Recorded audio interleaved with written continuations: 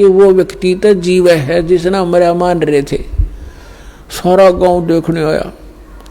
वो गए थे लगभग 100 वर्ष के बाद। जाते ही बता दिया कि ये मेरे चाचा का घर था, ये हमारा घर था, हम इतने भाई इतनी बहन। तब उनको यकीन हुआ सचमुच तो वही हरद्वारी है। सारी पीढ़ी बता दी। तो जब दास वहां पहुंचा तो एक 92 वर्ष की 92 ईयर ओल्ड उनकी भाभी बैठी थी। ऐसे बात चलती रही। मैंने उनसे पूछा कि जब हमारे गुरुजी घर त्याग कर चले गए थे तो आपने पीछे से कैसा महसूस किया? यहाँ नहीं थे, आपने मृत मान रखा था। तो उसने कहा भाई मैं आई ना, जब मुझे पता चला था कि इनका एक भाई निसंतान मर गया, बे औलादा मर गया, ऊत नपूत कहा कर देसी भाषा में। और इनके हिस्से की जमीन थी 3-4 एकड़, 4-5 एकड़ जमीन इनके हिस्से में आती थी।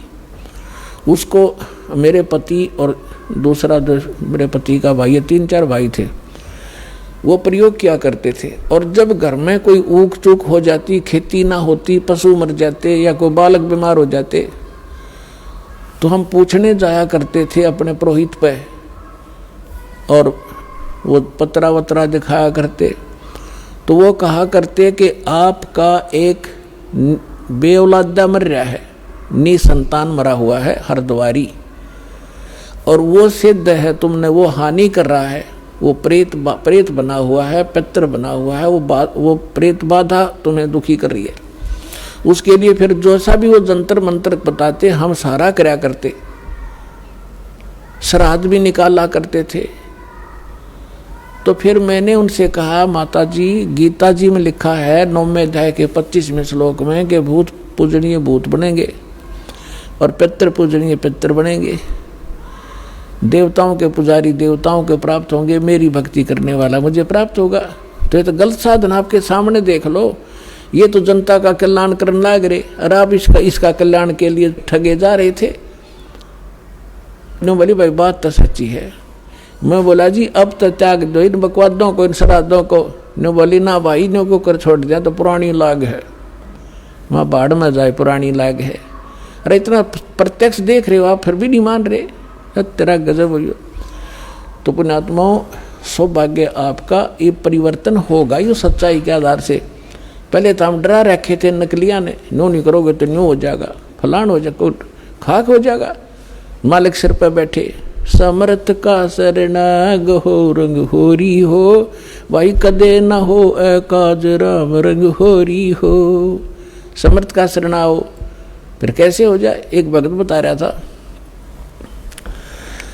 वो कह रहा था जी मैं अपनी बहन के यहाँ चला गया, उनके वहाँ वर्षा होगी, मारा हुई नहीं, किसान था वो, और मैं अपने उनका संदेश आया कि यहाँ वर्षा होगी है, ज़मीन ज़्यादा है, आप आइयो अपने बैल ले आओ, हमारी मदद करो। मैं अपने बैल ले गया खेती संवारने के लिए, बीज बोआने के लिए। मेरी सेवा लगा दी दूसरे खेत में, वहाँ मैं ले गया। जानता था मैं खेतों को सारे, कई बार जा रहा था अपनी बहन के यहाँ। तो वहाँ एक जोड़ी थी, उनके खेत के आसपास उस तालाब था छोटा सा, थोड़ा पानी था, और उसमें एक मंडी ही बना रखी थी किसी पीर प्यार की। मैंने दोपहर में जाकर देखा, पानी पिलाने गया पशुओं को, बैलों को, तो वहाँ एक धड़ी गुड़ रखा, बेली गुड़ की। मैं वह बेली ठा लाया, फोड़ के कुछ तो आप खाई और कुछ बैलों को डाल दी, उनने खा ली। तो मैं आकर घर सो गया तो रात ने एक 3 फुट का व्यक्ति दाढ़ी सी वाला मुसलमान टाइप दिखाई दिया। नो बोला तूने मेरी बेली खा ली और बैलों को खिला दी, और दूर खड़ा नहीं, इतनी दूर मेरे तो 50 फुट दूर। नो कह तू तगड़े की शरण में था ना, तन्ना मारूं और तेरे दोनों बैलों को मारना था मैंने। तो तू तगड़े की शरण में है, यानी समर्थ की शरण में है, मैं तेरा कुछ बिगाड़ नहीं सका। मैंने सारे अपनी कोशिश कर ली।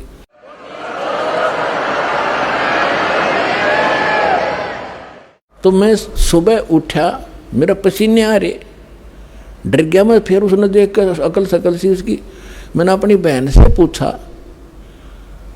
कि मैंने ऐसे ऐसे एक बेली रखी थी गुड़ आप खा लिया, कुछ बैलों को खिला दिया। और मुझे ऐसे ऐसे कितनी उम्र साइज का वो एक व्यक्ति दिखा, मुसलमान जैसा, यू के है। तो उसकी बहन बोली, रे भाई तू बच क्यों कर गया? उसने तो गढ़े चेटक कर रखे हैं, जब उसका किसी ने इतना भी कोई सामान उठा लिया ने उसको मारे और उसके पशुओं में इतनी हानि कर दिया था, हाहाकार मचा देता, तुम बचा क्यों करे? फिर बोला मुझे और दृढ़ विश्वास हो गया, अकबच गैर में। वो तो हाथ जोड़ के गया फिर मेरे गुरु जी का गए ने बोला तू तगड़े की शरण में है, और जा शरण में ना होता तन तुझे मारता और तेरे बैलों को खत्म करता। तो पुण्यात्माओं, समर्थ का शरणाग हो रंग होरी हो, भाई कदे न हो ए काज राम रंग होरी हो। अब आपको एक प्रमाण दिखाते हैं, ये नकली संत, आप इनमें भूत पड़े औरों की क्या रक्षा करेंगे ये? अब दिखाते हैं कि आपको पूर्व रिकॉर्डिंग एक सत्संग सुनाते हैं, एक ज्ञान चर्चा सुनाते हैं। आध्यात्मिक मार्ग के अंदर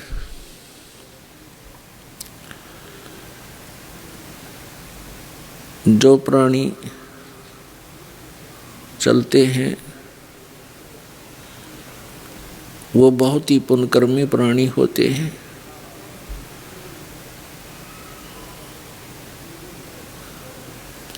वो पुण्यात्माएं परमात्मा की तरफ में कोई ना कोई साधन अपनाते हैं, परमात्मा से लाभ लेने के लिए, परमात्मा से मोक्ष प्राप्ति के लिए कोई ना कोई साधन, भक्ति पूजा वो अवश्य करते हैं। परमात्मा प्राप्ति का यथार्थ ज्ञान न होने से ये प्राणी इस अनमोल मानुष जीवन को व्यर्थ कर जाता है। जो मनुष्य शरीर प्राप्त प्राणी भक्ति नहीं करते वो तो जीवन व्यर्थ कर ही रहे हैं, साथ में उन पुण्यात्माओं का भी जीवन नाश हो रहा है जो तत्व ज्ञानहीन संतों के पास जाकर दीक्षित हो चुके हैं और उनको परम संत मान कर उनके द्वारा बताई गई भक्ति विधि को शास्त्र अनुकूल समझकर मानकर उन पर वो पूर्ण रूप से समर्पित है। पुण्यात्माओं, भक्ति मार्ग, मार्ग मीन वे, रास्ता, भक्ति का रास्ता, मार्ग, ये परमात्मा तक पहुंचाने वाला होता है, इसलिए इसको भक्ति का मार्ग पंथ कहते हैं। और इसी के नाम से, मार्ग के नाम से बहुत से पंथ बने हुए हैं, यानी कि वो परमात्मा का यथार्थ ज्ञान बता रहे हैं, सही मार्ग दर्शन कर रहे हैं। जैसे राधा स्वामी पंथ, धन धन सतगुरु पंथ, डेरा सच्चा सौदा सिरसा वालों का, और ये अंसादेश पंथ, कबीर जी का पंथ, निरंकारी पंथ, ये ब्रह्मा कुमारी पंथ, और भी सैकड़ों की संख्या में पंथ बने हुए हैं। पंथ का अर्थ होता है पथ, मार्ग, रास्ता। तो पुण्यात्माओं, जिस भी पंथ या संत के पास हम जाते हैं, उनके इतिहास, उनके अनुभवों की पुस्तकों को पढ़ते हैं, तो प्रत्येक ने अपना ज्ञान भी भिन्न बताया है और पूजा की भक्ति भी लगभग भिन्न ही बताते हैं। और जिस भी संत से पूछा जाता है कि परम संत तत्वदर्शी संत की क्या पहचान होती है, तो ये पंथ के प्रमुख, पंथ के ये संत कहते हैं कि जो तत्वदर्शी संत होता है वो शास्त्र अनुकूल साधना बताता है। शास्त्रों में लिखे हुए सभी ज्ञान को प्रदान करता है, वही ज्ञान प्रदान करता है और वही साधना भक्ति की प्रदान करता है। ये बिल्कुल सही है कि तत्वदर्शी संत जो होगा वो शास्त्रों के अनुकूल ही साधना बताएगा, क्योंकि हमारे सदग्रंथ एक भक्ति मार्ग का सिलेबस है, पाठ्यक्रम है। और गुरु कौन होते हैं? ये टीचर हैं, आध्यात्मिक गुरु हैं, आध्यात्मिक टीचर हैं, स्पिरिचुअल टीचर हैं। और टीचर का कर्तव्य होता है कि वो अपने स्टूडेंट्स को अकॉर्डिंग टू द सिलेबस पढ़ावे, तो वो सही है। इस दास ने इन सभी पंथों को खूब खंगाल कर देखा, खूब टटोला इनकी भक्ति और इनके ज्ञान को। आज तक दास ने जिनके भी इतिहास पढ़े हैं, इनकी अनुभव पढ़े हैं, किसी का भी ज्ञान और किसी की भी साधना सदग्रंथों के अनुकूल नहीं है। इससे सिद्ध है कि ये टीचर नहीं है, इनका मार्ग, इनका पंथ ठीक नहीं है। इन्होंने सदग्रंथों का आधार मानकर सदग्रंथों के विपरीत ज्ञान बताया है। तो अब पुण्यात्माओं से मुझ दास का निवेदन है कि आप जी सभी कुमार्ग पर जा रहे हो और आप जी को चाहिए कि आप इस दास के वचनों पर पुनर्विचार करें। मुझ दास के इस प्रयत्न को आलोचना ना समझे। ये एक महापरोपकार का कार्य है जो कभी किसी युग में ही ऐसा कोई संत आता है जो सच्ची कहता है। 600 वर्ष पहले परमेश्वर स्वयं आए थे, कबीर जी, काशी बनारस में। उन्होंने ये सच्चा ज्ञान हमारे हित में कहा था, लेकिन इन नकली गुरुओं ने, संतों ने, आचार्यों और शंकराचार्यों ने उस यथार्थ ज्ञान को हम तक आने नहीं दिया और परमेश्वर कबीर जी का बहुत विरोध करा दिया, उनको बहुत यातनाएं दी, परंतु वो परमात्मा थे। वो किसी भी उनके प्रयत्न से मारे नहीं गए, बहुत जुल्म किए उन्होंने। और परमात्मा कबीर जी कहा करते थे कि ये सभी संत और ये आचार्य और शंकराचार्य तुम्हें मिसगाइड किए हुए हैं, ये शास्त्रों को नहीं जानते। लेकिन ये बात उस समय हमारे गला उतरी नहीं, क्योंकि हमारे जो धर्मगुरु थे वो ये कह दिया करते थे कि कबीर जी शिक्षित नहीं है, ये तो धानक जाति में, जुलाहा जाति में प्रगट है। और उस समय केवल शास्त्रों को पढ़ने का अधिकार केवल एक ब्राह्मण वर्ग को था और सभी सदग्रंथ संस्कृत भाषा में लिपिबद्ध थे।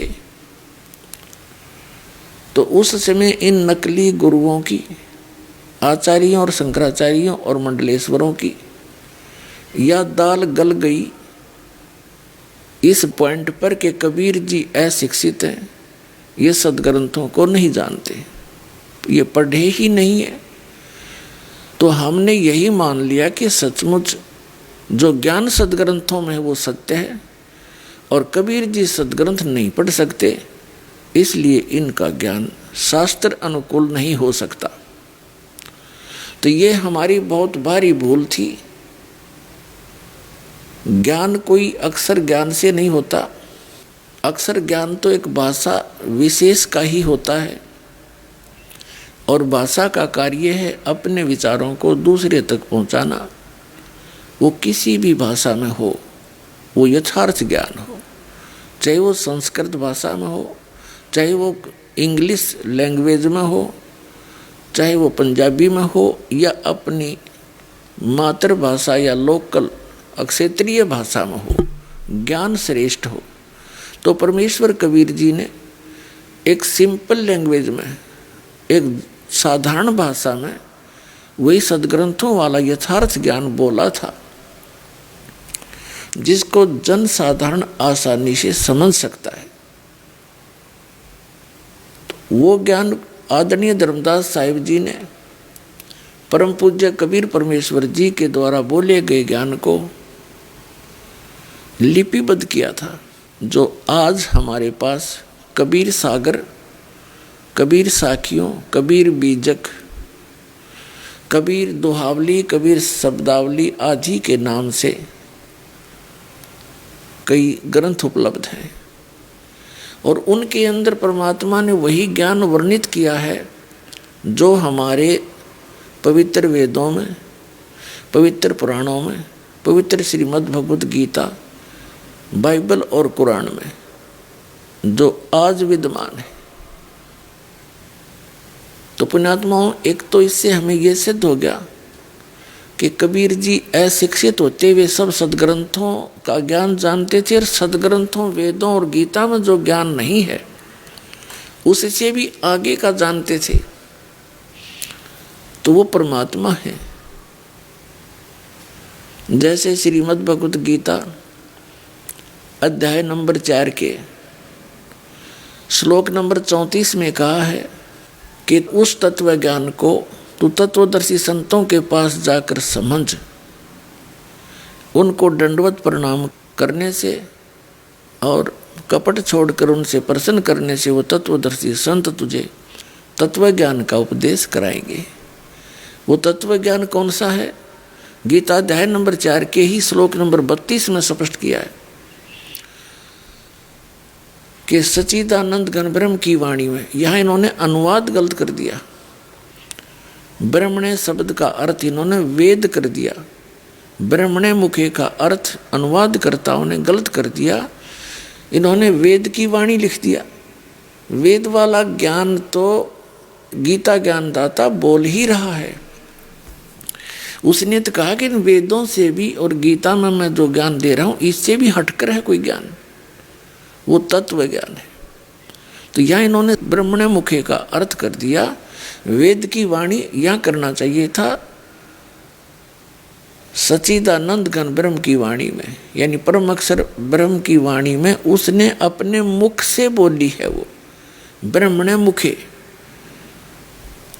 यानी सच्चिदानंद घन ब्रह्म के मुख से उच्चरित वाणी में विस्तार के साथ धार्मिक युगों का ज्ञान यानी अनुष्ठानों की जानकारी दी गई है। और उसको जानने के बाद फिर प्राणी सभी कर्मों से छुटकारा पा जाता है। तो वो तत्व ज्ञान गीता ज्ञानदाता ने कहा कि वो कोई अन्य ज्ञान है और उससे गीता ज्ञानदाता भी परिचित नहीं है। इसी प्रकार यजुर्वेद अध्याय नंबर 40 के श्लोक नंबर 10 से लेकर 13 में स्पष्ट किया है कि कोई तो परमात्मा को संभवात कहता, संभवात माने उत्पन्न होने वाला, जैसे श्री राम और श्री कृष्ण जी के रूप में, और कोई इसको असंभवात यानी वो उत्पन्न ही नहीं होता, वो निराकार है।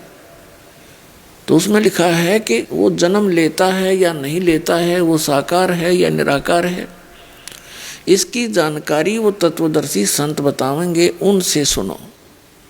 इससे सिद्ध हो गया कि वेद ज्ञानदाता भी उस तत्व ज्ञान से अपरिचित है।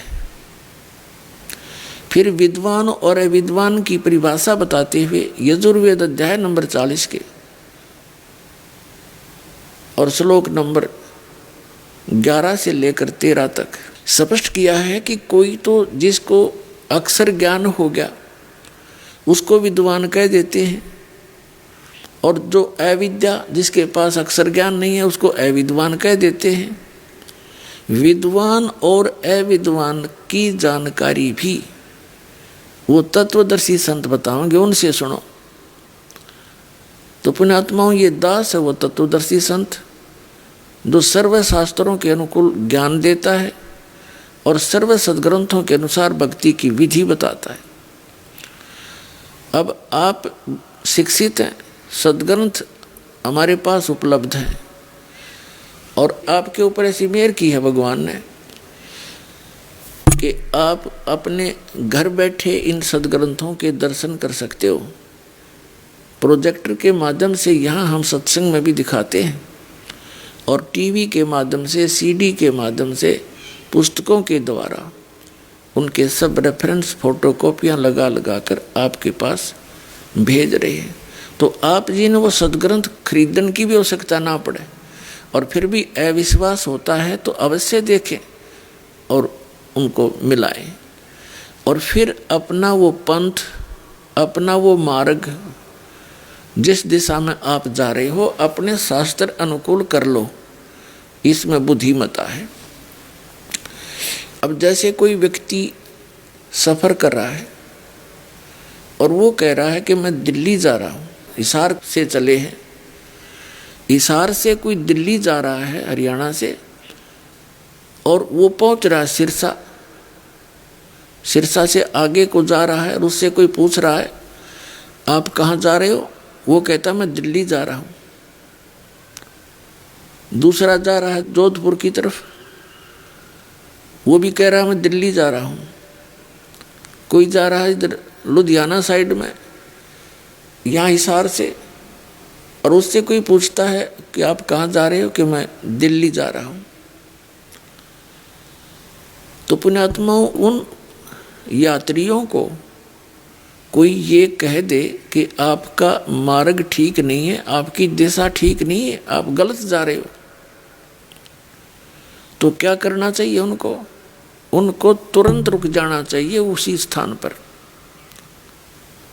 और उसका खूब निरीक्षण करे, 1, 2, 4, 10 से खूब पूछे और फिर आगे सफर करे। और किसी, जैसे एक समस्या और आ गई है कि हम ऐसे मार्गदर्शकों के फंस गए, सब वही गलत दिशा ही बता रहे हैं, गलत दिशा को सही बता रहे। तो उसके लिए जैसे एक व्यक्ति कह रहा है कि मार्ग ठीक नहीं है और 10 कह रहे हैं कि नहीं ये सही जा रहा है, तो उस यात्री को ये विश्वास हो जाएगा उन 10 के झूठ पर, क्योंकि उनकी मात्रा अधिक है।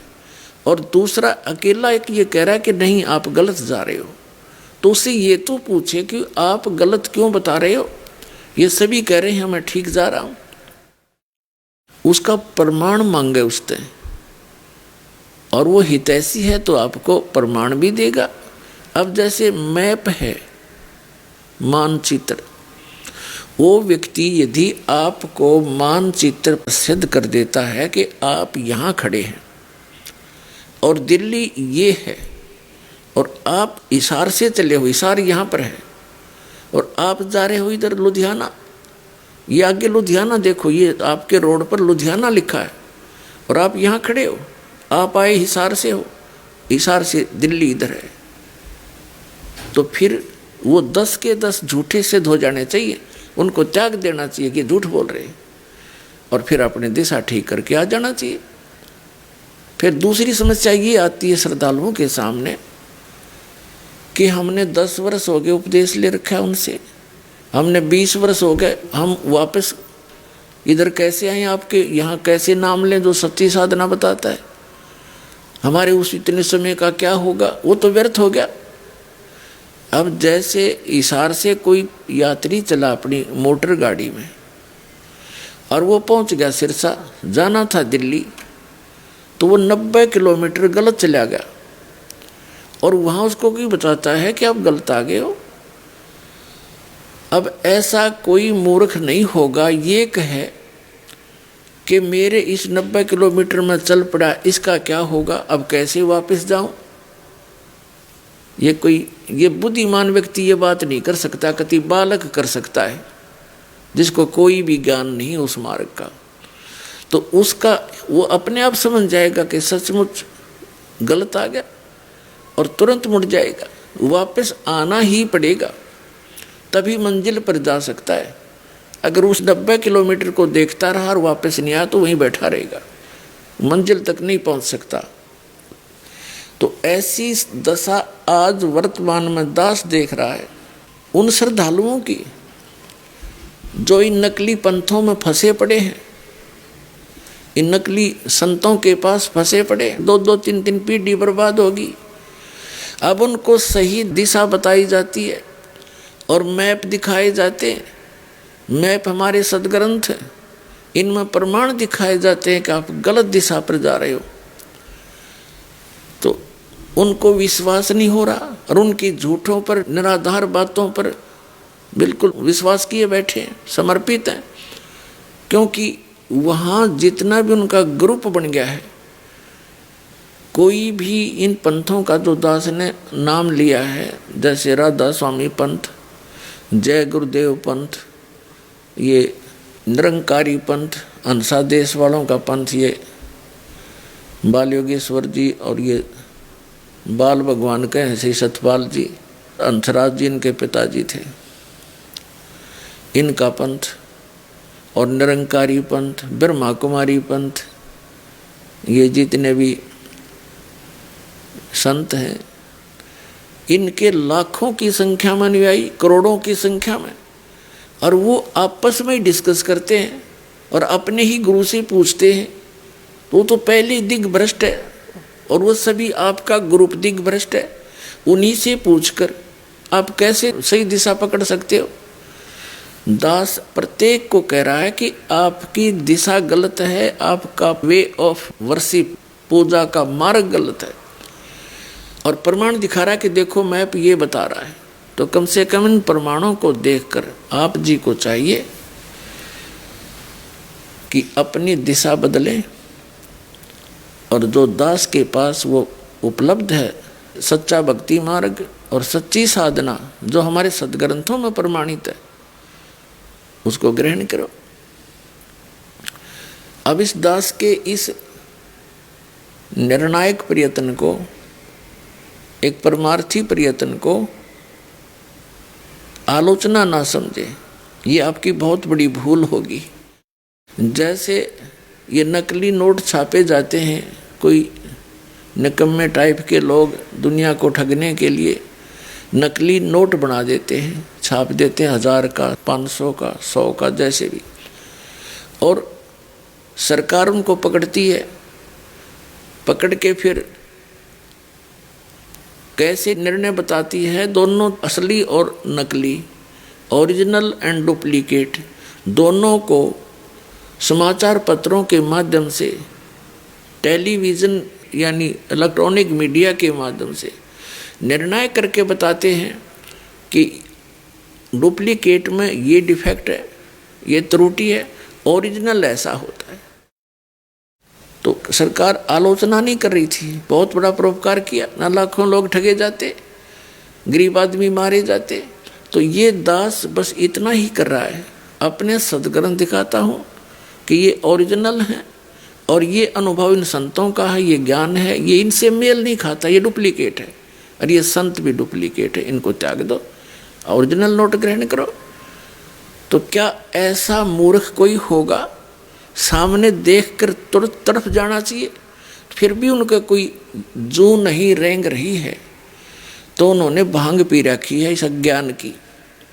अज्ञान का नशा उनका इतना हो गया है कि उनको ये समझ में नहीं आ रहा कि मैं क्या कह रहा हूँ, ये दास कह रहा है, और फिर भी उनसे चिपके बैठे हैं, उस गलत नोट को सीने से लगाए बैठे हैं। उसको फेंक और तुरंत ओरिजिनल बढ़िया ग्रहण करे। आगे पीछे जो हुआ सो हुआ, आगे तो बच जाओगे। अब प्रसंग चल रहा है, ये एक हंसा देश नाम का पंथ है और जिसके प्रवर्तक हैं श्री हंस जी महाराज, और उनके 2 पुत्र हैं। वो तो शरीर छोड़कर चले गए सन 1966 में। उनके 2 पुत्र हैं, श्री सतपाल जी महाराज, जिसको ये बाल भगवान कहते हैं, उनके श्रद्धालु, और उनसे छोटे हैं जो, वो श्री प्रेम रावत उर्फ बाल योगीश्वर कहलाते हैं, जो अमेरिका में रहते हैं, वहीं मैरिज कर रखी है। यहाँ वो नहीं आते हैं, बहुत कम आते हैं। पहले तो यहाँ से ही स्टार्ट किया था उन्होंने, फिर इन दोनों भाइयों का आपस में कोई मन मुटाव होने से वो यहाँ नहीं आ पाते हैं, बहुत कम आते हैं कभी कभी। तो कहने का भाव ये है दास का कि इन्होंने करोड़ों व्यक्तियों को अपने पीछे लगा रखा है और इनको अध्यात्म मार्ग का कख भी ज्ञान नहीं, न इनको परमात्मा का पता कौन है। ये श्री विष्णु जी के पुजारी हैं, श्री कृष्ण जी के, और गीता जी को सत्य मानते हैं और ये हंस नाम देते हैं, है बाहर और से अंदर, हम बाहर से अंदर, और कहते इसी को उल्टा कर लेते सो हम बन गया। फिर सो हम नाम भी जाप का देते हैं, सो बाहर हम अंदर। ये हंस नाम और सो हम नाम है कहीं गीता जी में। श्रीमद् भगवद गीता अध्याय नंबर 8 के श्लोक नंबर 13 में गीता ज्ञानदाता कहता है कि मुझ ब्रह्म का केवल एक ओम अक्षर है, नथिंग एल्स।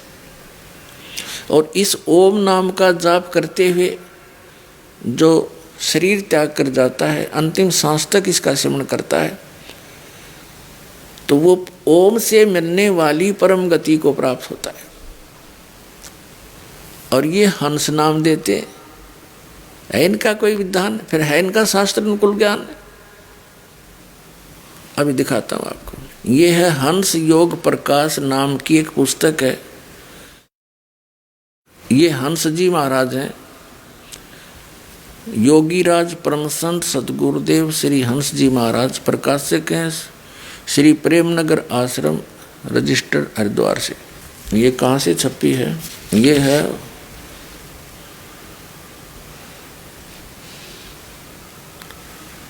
प्रकाशक हैं श्री प्रेमनगर आश्रम, जवाहरलालपुर रोड, हरिद्वार से। ये छापी किसने है?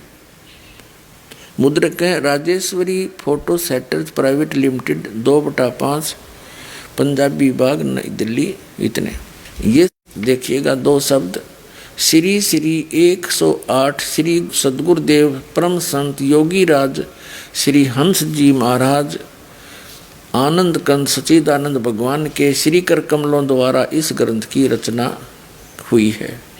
यह ग्रंथ विक्रमी संवत, यह है 1988 1989 यानी सन 1931-1932 में लिखा गया, और संवत 1991 यानी सन 1934 में ये छप कर तैयार हुआ।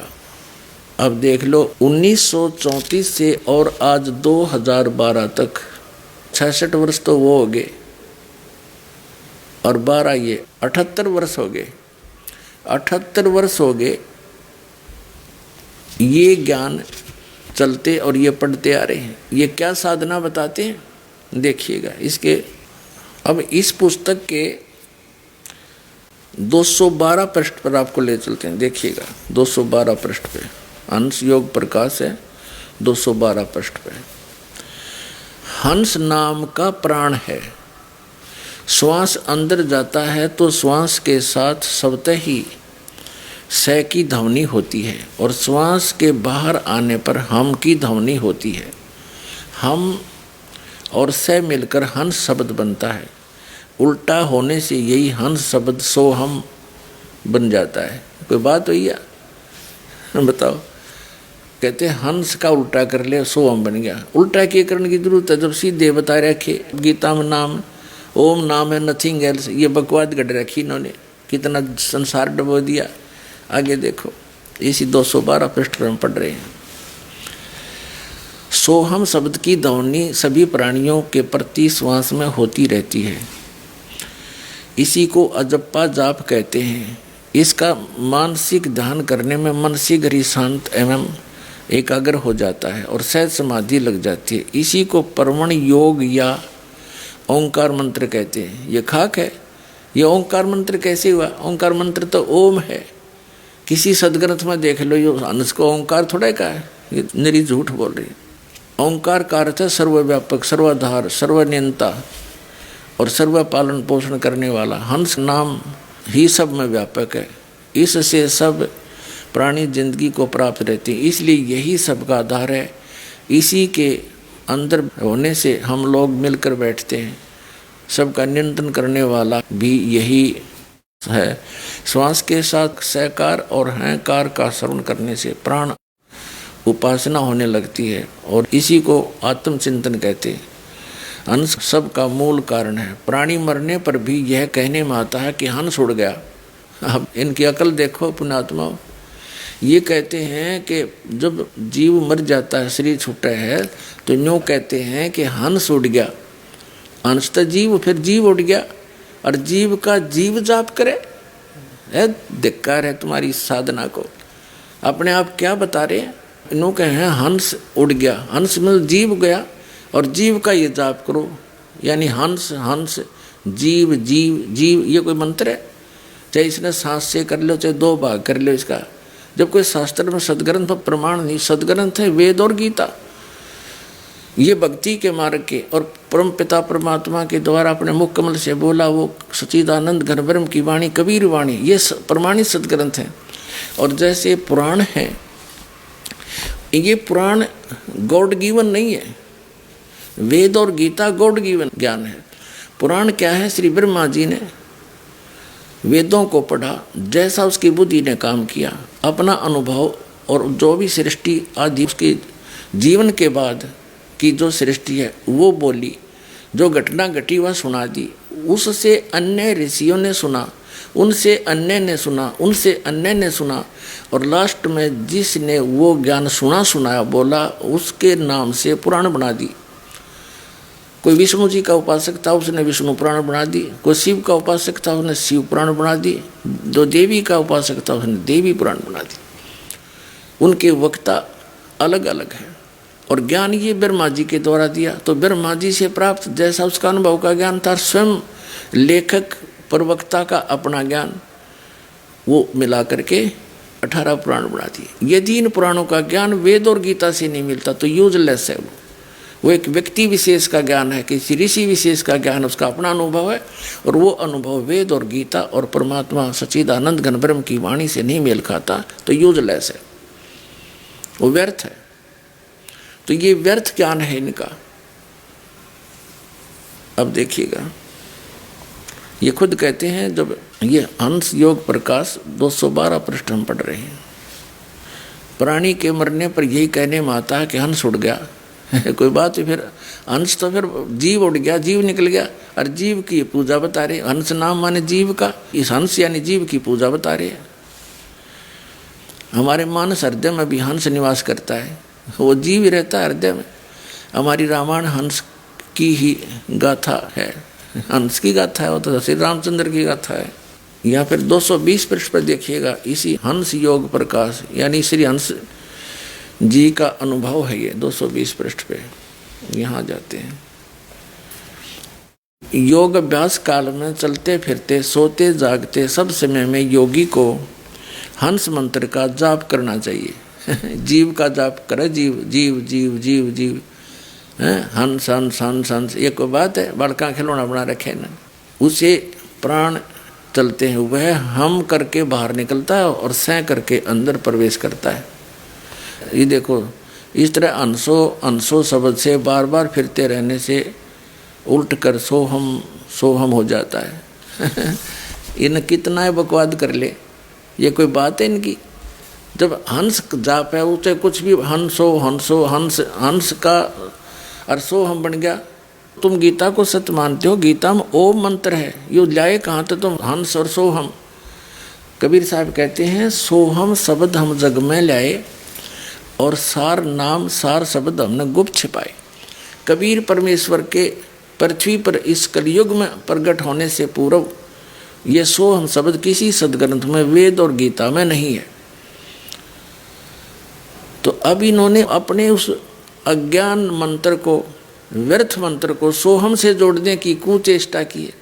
और सोहम के भी 2 भाग कर लिए। अरे कमाल के बाद मोटरसाइकिल ने 20 तक तोड़ ले, एक पहियानों का यो इधर घुमा लो और इसने इधर ले जाओ, उसका काम बिगाड़ दिया तुमने। वह बढ़िया बना दी, वह बनी बनाई ठीक थी, वो सीधा ही रहना चाहिए था, वो तभी काम करती। ऐसा बैठा बैठा रखे न ज्ञानी तत्वज्ञानहीन प्राणियों ने। और कब आगे ये योगेश्वर, महर्षि, मंडलेश्वर, आचार्य और शंकराचार्य के पद प्राप्त करके इनको कह भी ज्ञान नहीं अपने सदग्रंथों और अध्यात्म मार्ग का और भक्ति मार्ग का। इसी हंस योग प्रकाश पुस्तक के प्रश्न नंबर 227 पर इन्होंने परमात्मा कबीर जी की वाणी को अपने अज्ञान को सिद्ध करने के लिए प्रमाण में ली है और कह रहे हैं हंस का उल्टा सोहम बनकर सोहम जाप करो। कबीर साहब क्या कह रहे हैं कि अकेला सोहम जाप करने से जीवन व्यर्थ हो जाएगा। अकेला सोहम जाप करने का नहीं है, इसको सोम सोम जप मरे व्यर्था जन्म गंवाया। वो सोहम मंत्र किसी और मंत्र के साथ जुड़कर ये 2 अक्षर के मंत्र बन जाते हैं और वो सतनाम है 2 अक्षर का मंत्र, उसके साथ सोहम जोड़कर वो जाप सही काम करता है, भगवान का बताया हुआ। और ये कबीर साहब की वाणी अपने समर्थन में ले रहे हैं और ये अंश को भी ओंकार ओम से करने की चेष्टा करते हैं। और कबीर साहब कहते हैं ओंकार निश्चय भया, ये ओम नाम है ब्रह्म का। कहती है ब्रह्म भी है लेकिन ये करता नहीं है, ये कंप्लीट गॉड नहीं है। देखिएगा ये हंस योग प्रकाश नाम महिमा 227 पृष्ठ पे यहाँ पर लिखा है आदि नाम पारस है, मन है मैला लो। ये कबीर साहब की वाणी है। परसती कंचन भया और छुट्टत बंधन मो आदि नाम, ये सार शब्द है, ये सार नाम है आदि नाम। आदि नाम निज मूल है और मंत्र सब डार, कहे कबीर निज नाम बिन बोर्ड मुआ संसार। अब आदि नाम कौन सा है? जैसे सनातन, आदि मन सनातन मंत्र, सार नाम, सार शब्द गीता जी अध्याय नंबर 17 के श्लोक नंबर 23 में उस आदि नाम का संकेत है। ओम तत्सत इति निर्देश है ब्रह्मण तिर्विदय समर्थ है। ब्राह्मणा तेन वेदा च यगा च विहिता पुरा। ओम तो ब्रह्म का है, जो गीता जी अध्याय नंबर 8 के श्लोक नंबर 13 में कहता है कि ओम इति एकाक्षरम ब्रह्म व्यवहारण माम अनुसमन यह प्रयाति तजन देहम स याति परमाम गतिम। मुझ ब्रह्म का, क्योंकि गीता ज्ञानदाता श्री कृष्ण में बोल रहा है, वो ब्रह्म जो विष्णु और ब्रह्मा और शिव जी के जो पिताजी हैं, उसने प्रतिज्ञा कर रखी है कि मैं कभी किसी के समक्ष अपने ओरिजिनल रूप में नहीं आऊँगा। इसलिए गीता जी अध्याय नंबर 7 के श्लोक नंबर 24-25 में कहता है कि ये बुद्धिहीन जन समुदाय मुझ अव्यक्तम व्यक्तिम आपनम मनन्ते अबुधा, मुझ अव्यक्त को मैं छुपा रहता हूँ अपनी योग माया से, मैं किसी के समक्ष नहीं आता। और ये बुद्धिहीन मुझे मनुष्य रूप में श्री कृष्ण मान रहे होंगे, आई एम नॉट कृष्ण। वो तो कृष्ण में बोल रहे थे, फिर कृष्ण जी से बाहर निकल कर इतना स्वरूप दिखाया, कृष्ण जी दिखे नहीं अर्जुन ने, केवल वो उसका प्रकाश। ये कहते हैं भगवान ज्योति है और अर्जुन ने भी भगवान की ज्योति देखी। भगवान ने तो ज्योति प्रकाश, उस ज्योत स्वरूप, उस साकार भगवान को देखा था। उसके शरीर का प्रकाश था इतना, हजारों सूर्य जितना। उन्हें ज्योति ज्योति थोड़ी देखी, तो सारा कुछ देखा, उसे हाथा में देखा, आपके मुंह में ये सब जा रहे हैं, 1000 हाथ थे उनके अन्यों के। अर्जुन ने भी गीता में भगवान की ज्योति देखी थी। भगवान ने, अर्जुन ने तो साकार नर आकार, उसका प्रकाश में तेजों में शरीर युक्त देखा था। तो ये कहता है कि मैं कभी किसी के समक्ष नहीं आता। और गीता जी अध्याय नंबर 4 के श्लोक नंबर 5 और 9 में कहता, अर्जुन तेरे और मेरे बहुत जन्म हो चुके हैं, तू नहीं जानता मैं जानता हूँ। मेरे जन्म और कर्म अलौकिक है। इसके कर्म अलौकिक कैसे हैं कि किसी के सामने नहीं आता। श्री कृष्ण में प्रवेश करके गीता का ज्ञान बोल दिया और ये महाभारत अनर्थ करवा दिया। श्री कृष्ण जी नहीं चाहते थे युद्ध, वो तो इतने नेक व्यक्ति थे, सतोगुणी युक्त थे। सतोगुण युक्त थे, उन्होंने तो यहाँ तक कह दिया था कि मैं हथियार नहीं उठाऊंगा, एक तरफ मेरी सेना होगी, एक तरफ मैं होऊंगा, और मैं हथियार भी नहीं उठाऊंगा, ऐसा जुल्म मैं नहीं करूंगा। बेमतलब लड़ रही हो तुम। 2-3 बार शांति दूत बनकर गए उनको समझाने के लिए। तो जब अर्जुन ने देखा कि अब युद्ध करने का क्या फायदा, अपने भाई भतीजे रिश्तेदारों को मारूंगा, फिर खून से सने हुए यज्ञ इस राज्य को भोगूंगा, उसने यहाँ तक फैसला कर लिया था कि मैं तो भिक्षा मांग का गुजारा कर लेंगे, और मैं तो ये चाहता हूँ कि सामने खड़े हुए कौरव मुझे मार दे, निहत्थे पर तीर मार दे, ये युद्ध मिट जा, अनर्स खत्म हो जा, मेरे मरने के बाद पांडव युद्ध नहीं करेंगे। और उस समय श्री कृष्ण ने कहा तू लड़ ले, तू लट उठा और मार इनने, ये तो मार रखे। श्री कृष्ण जी तो तुरंत कह देते चल भाई वापस, ठीक है, क्या फायदा ऐसा जुल्म करने से, मैं पहले मना कर रहा था। तो उस समय ये काल प्रवेश कर गया उसके अंदर, श्री कृष्ण जी के अंदर। उसको मालूम था कृष्ण जी नहीं युद्ध होने देगा, ऐसा जुल्म नहीं होने देगा। तो इसके जन्म और कर्म ऐसे अलौकिक है। तो गीता जी का ज्ञान ये ब्रह्म बोल रहा है, इसको ब्रह्म बोलते हैं, सरपुरुष भी कहते हैं, इसको सरब्रह्म भी कहते हैं। श्रीमद् भगवद गीता अध्याय नंबर 15 के श्लोक नंबर 16 और 17 में 3 पुरुष हैं। पुरुष कहो, भगवान कहो, मालिक कहो, प्रभु कहो, ब्रह्म कहो, 3 ब्रह्म हैं। एक सरपुरुष और एक अक्षर पुरुष। सरब्रह्म कहो उसे, या सरपुरुष कहो, अक्षर पुरुष कहो दूसरे को, या अक्षर ब्रह्म कहो। और ये दोनों ही, और इनके अंतर्गत जितने प्राणी हैं, सरपुरुष और अक्षर पुरुष, और इनके अंतर्गत जितने भी प्राणी हैं, ये सभी नासवान, इनकी जन्म मृत्यु होती है। ये स्वयं भी स्वीकार करता है, मेरे और तेरे बहुत जन्म हो चुके। सरपुरुष सरब्रह्म इस ज्योत स्वरूपी निरंजन भी कहते हैं, इसको काल भी कहते हैं। इसके 21 ब्रह्मांड हैं। और दूसरा जो अक्षर पुरुष है उसके 7 शंख ब्रह्मांड हैं, नील पद्म शंख।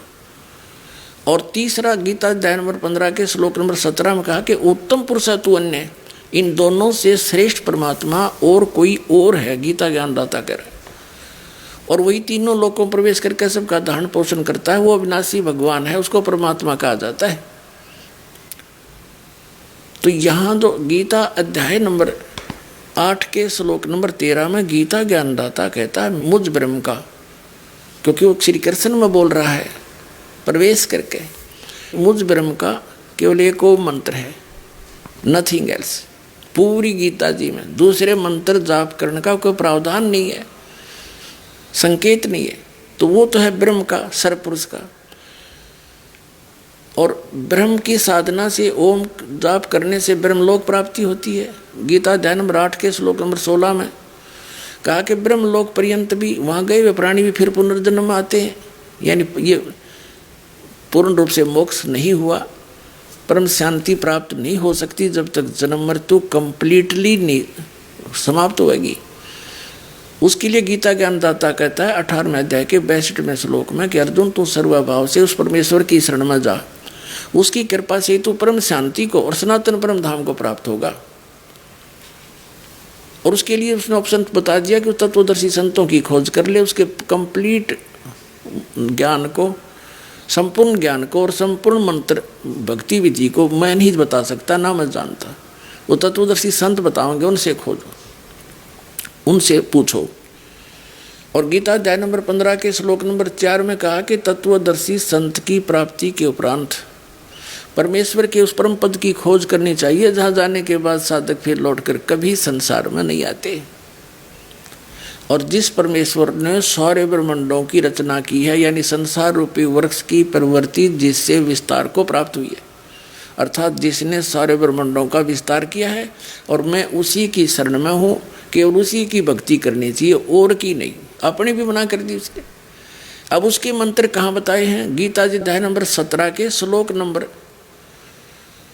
23 में ओम तत्सत इति निर्देश है ब्रह्मण है त्रिविध समर्थ है। उस सच्चिदानंद घन ब्रह्म की, उस सच्चिदानंद घन ब्रह्म की साधना के 3 मंत्र का निर्देश है। निर्देश मीन फाइनल डिसीजन, उसमें कोई अग्रम मग्रम नहीं।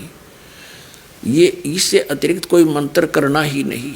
ओम तो ये ब्रह्म का, सरपुरुष का, और तत् और सत ये सांकेतिक है। ये सत मंत्र भी कोड वर्ड है, ये दास के पास उपलब्ध है। और सत शब्द ये सार शब्द है, सार नाम, ये भी इस दास के पास, इस पृथ्वी में 21 ब्रह्मांड में किसी के पास नहीं। तो उसको आदि नाम कहते हैं, वो आदि नाम है। और कहा कि और मंत्र सब छोड़ दो, कबीर साहब कह रहे। और ये इन्होंने कबीर परमात्मा की वाणी को, अपने अज्ञान सिद्धांत, अज्ञान मंत्र को, गलत मंत्र को सिद्ध करने के लिए वाणी भी ली है, जो कि इनके मंत्र का खंडन कर रहे हैं। देखिएगा, हम पढ़ रहे हैं वही पुस्तक हंस योग प्रकाश नाम महिमा पृष्ठ 227 पर। आदि नाम पारस है, मन है मैला लो, परसत ही कंचन बया, छूटा बंधन वो आदि नाम मुझ दास के पास है, इस विश्व में किसी के पास नहीं। फिर आदि नाम निज मूल है, और मंत्र सब डार, कह कबीर निज नाम बिन बोड मुआ संसार।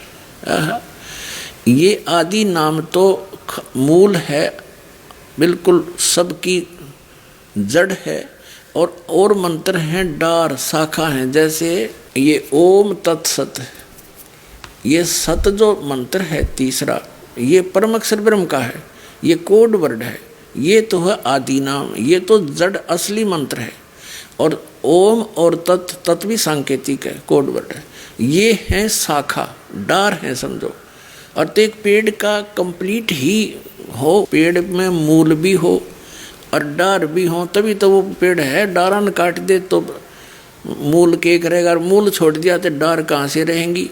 तो वो कंप्लीट ही होना चाहिए, तभी लाभ होगा। ये लिखा है, आदि नाम निज मूल है, और मंत्र सब डार, कहे कबीर निज नाम बिन बोड मुआ संसार। यह बताया कि कोटि नाम संसार में, ये हंस और यादि ताते मुक्ति न होए।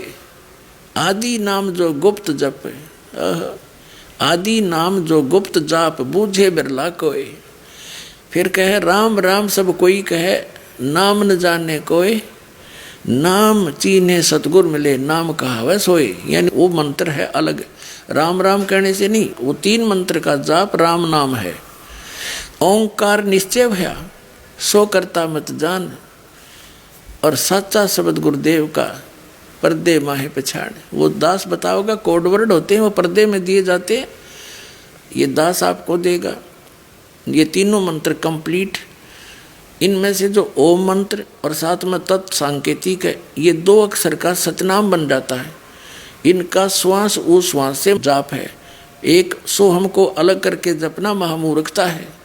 ये तो मोटरसाइकिल के 2 हिस्से बीचते काट ले, अन्यों को ये इसको इधर ले जाए, इसको इधर ले जाए, ये ओके होगी। काम बिगाड़ दिया सारा होता है।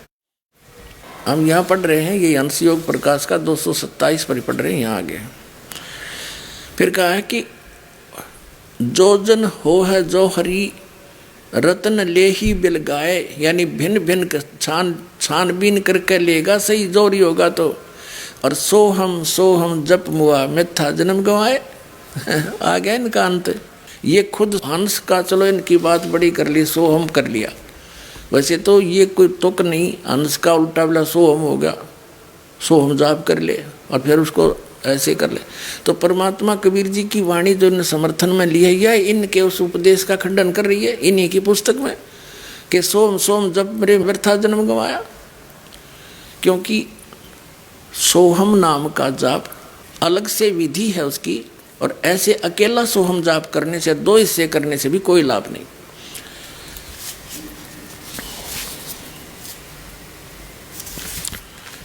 अब ये क्या बताते हैं, अन्य क्रियाएं बताते हैं।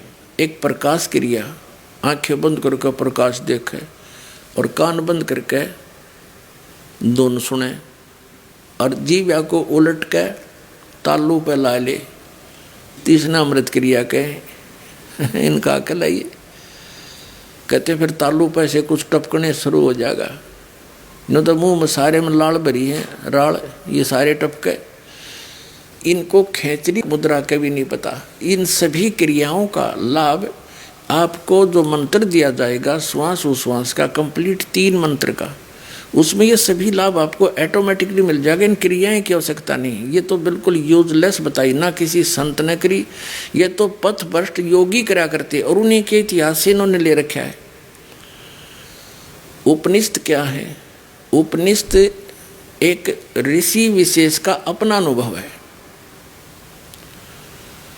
जैसा भी उसने अपने सारे जीवन में भगवान की भक्ति करके जो उपलब्धि हुई, और यदि उस ऋषि का अनुभव वेदों से नहीं मिलता है तो यूजलेस है।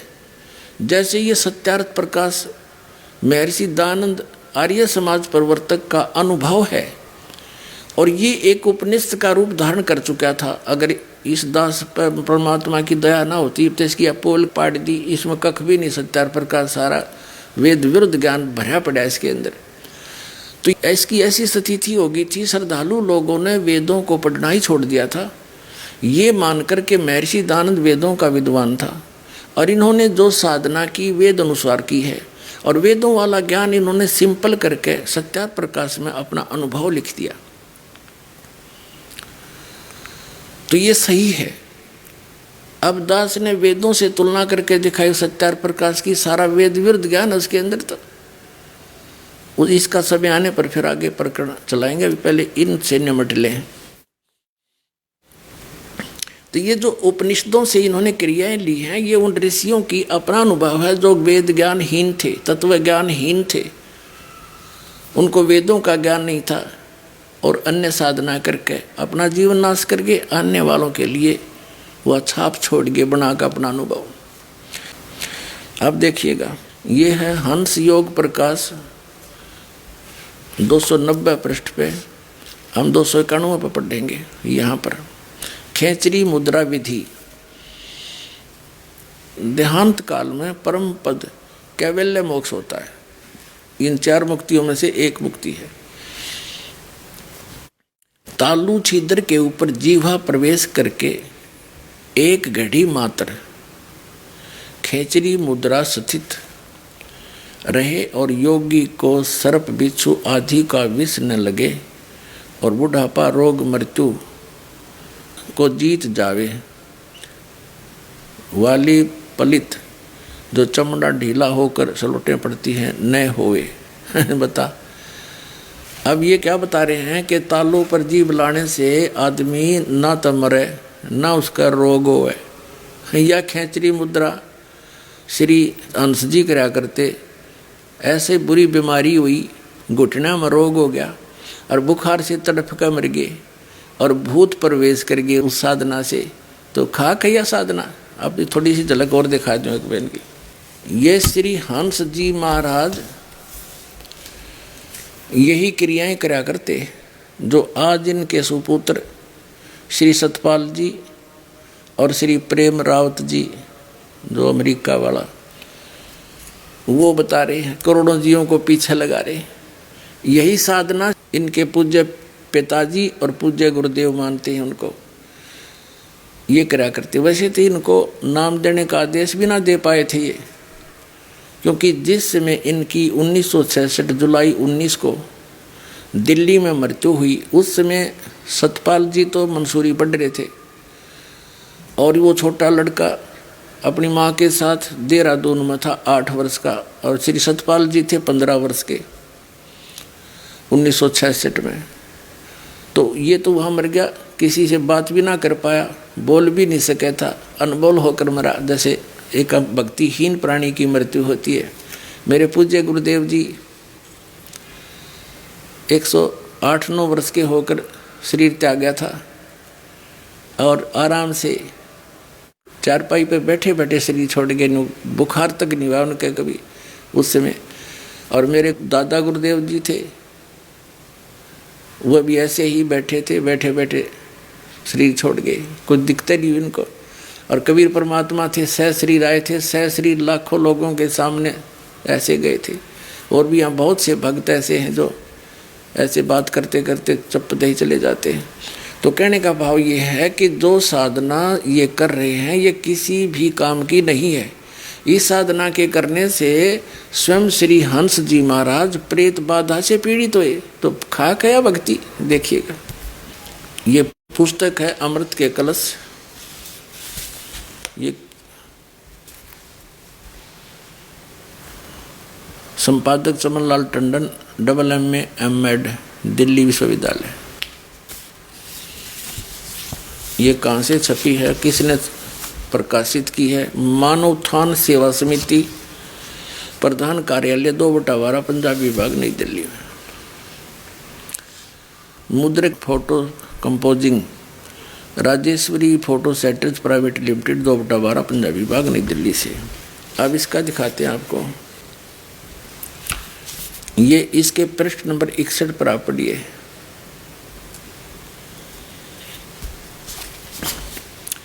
सन 1922-23 में श्री महाराज जी को उपदेश हुआ। नाम लिया इन्होंने, एक स्वरूपानंद महाराज से, नंगली वाले थे। और 1926 में गुरु महाराज ने उन्हें उपदेश देने की आज्ञा दे दी। उपदेश प्राप्त करने के पश्चात श्री महाराज जी गुरु महाराज की शरण में रहकर उनकी आज्ञानुकूल साधना में प्रचार में अपना जीवन को लगा दिया। उपदेश के पश्चात श्री महाराज जी ने अपने गांव के पास उत्तराखंड की तपोभूमि में कई वर्ष कठोर तप और भजन किया।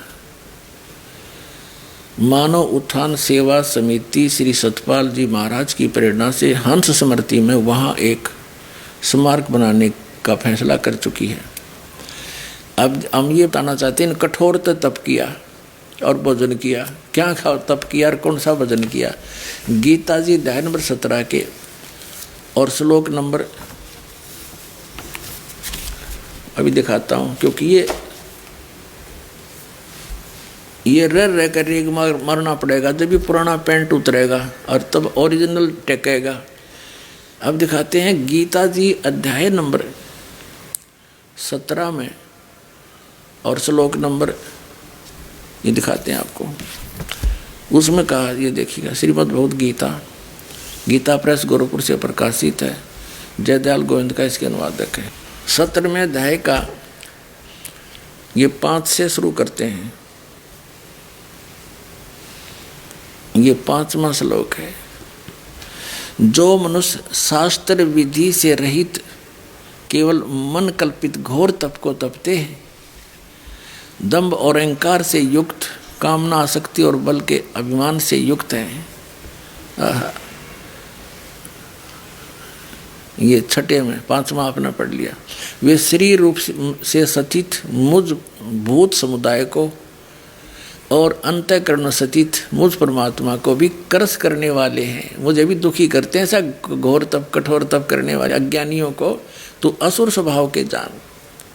बता, गीता अध्याय नंबर 16 के श्लोक नंबर 23 में कहा है कि शास्त्र विधि को त्याग कर जो मनमाना आचरण करते हैं, उनकी ना तो कोई मोक्ष हो, गति हो, ना तो उनको गति प्राप्त हो, ना उनका कोई सुख हो और न ही कोई सिद्धि प्राप्त हो, ना उनकी परम गति हो, तो यूजलेस।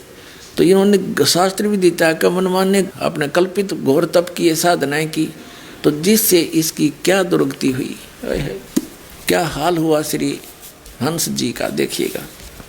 अब हम आगे हैं वही पुस्तक अमृत के कलश और पुस्तक 61 पृष्ठ पे। यह पढ़ लिया आपने कि 1923 में इन्होंने दीक्षा प्राप्त की। 22-23 में श्री हंस जी महाराज को उपदेश हुआ और 1926 में इनको नामदान करने का आदेश दे दिया उस स्वरूपानंद जी नंगली वाले ने।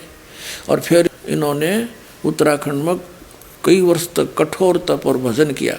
भजन खा किया है। हंस हंस यहाँ पे कह रहे हैं, जीव को हंस कहते हैं, जो शरीर छोड़कर जाता, जो का हंस उड़ गया, इसका वो जीव उड़ गया। जीव उड़ गया तो जीव की पूजा जीव कर रहा है। जीव जीव जीव जीव, उसने 2 भाग कर ले चाहे 1 कर ले, हंस को चाहे जीव को, इनके शब्दों में।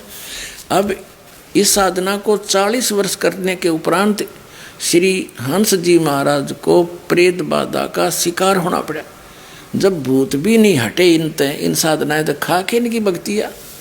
अब देखो इसके 383 पृष्ठ पे, ये अमृत के कलश पुस्तक चल रही है, 383 पृष्ठ पे।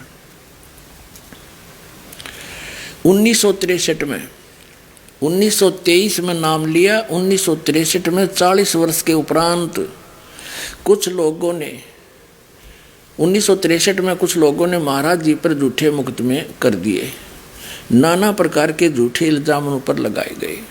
फिर महाराज जी को कचहरी में बुलाने के लिए एवं उनका निरादर करने के लिए, मान हानि करने के लिए बहुत से षड्यंत्र रचे गए। श्री महाराज जी उन दिनों बंबई में थे। श्री महाराज जी को कचहरी में न जाना पड़े, इसके लिए उनको अस्पताल में भर्ती कर दिया गया।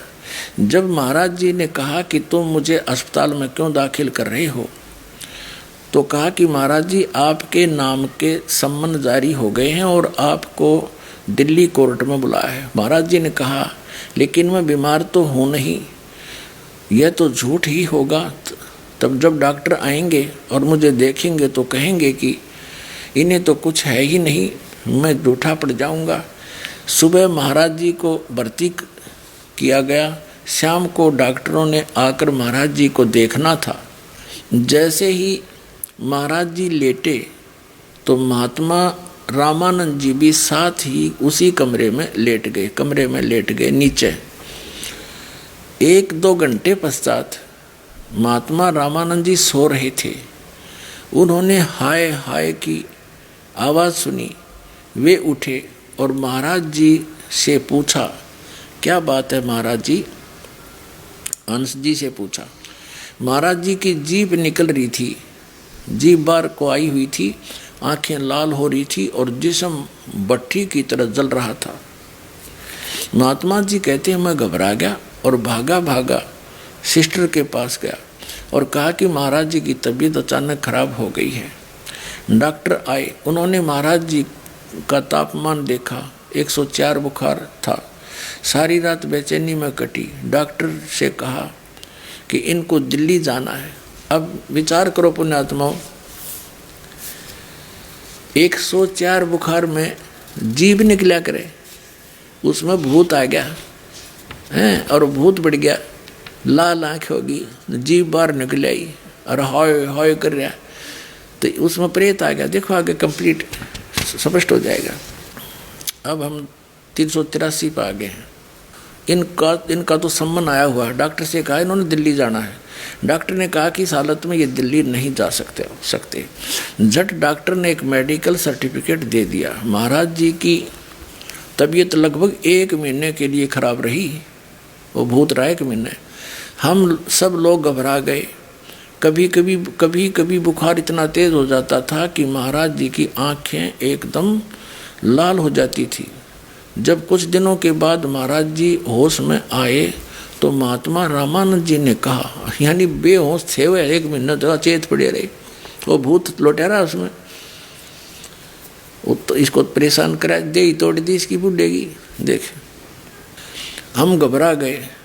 महाराज जी की आंखें एकदम लाल हो जाती थी। कुछ दिनों के बाद महाराज जी होश में आए तो महात्मा रामानंद जी ने कहा, महाराज जी आप तो अच्छे भले सो रहे थे, एकदम आपको क्या हो गया, इतनी आपकी हालत कैसे खराब हो गई? तो महाराज जी ने कहा कि जैसे मैं लेटने लगा तो मैंने कहा, हे गुरु महाराज अब मेरी लाज आपके हाथ में है। ये लोग झूठे मुकदमे बनाकर मुझे कचहरी में खड़ा करना चाहते हैं। मैं बीमार तो हूँ नहीं हूँ, ये लोग झूठा मेडिकल सर्टिफिकेट भेजेंगे तो यह तो झूठ ही होगा।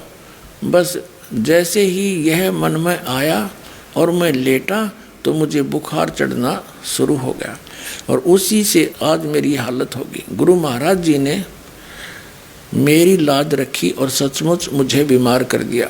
हम विचार करो पुण्यात्मा, गुरु महाराज स्वस्थ कराया करें कि बीमार कराया करें? इनके गुरु महाराज भी भूत बन रहे।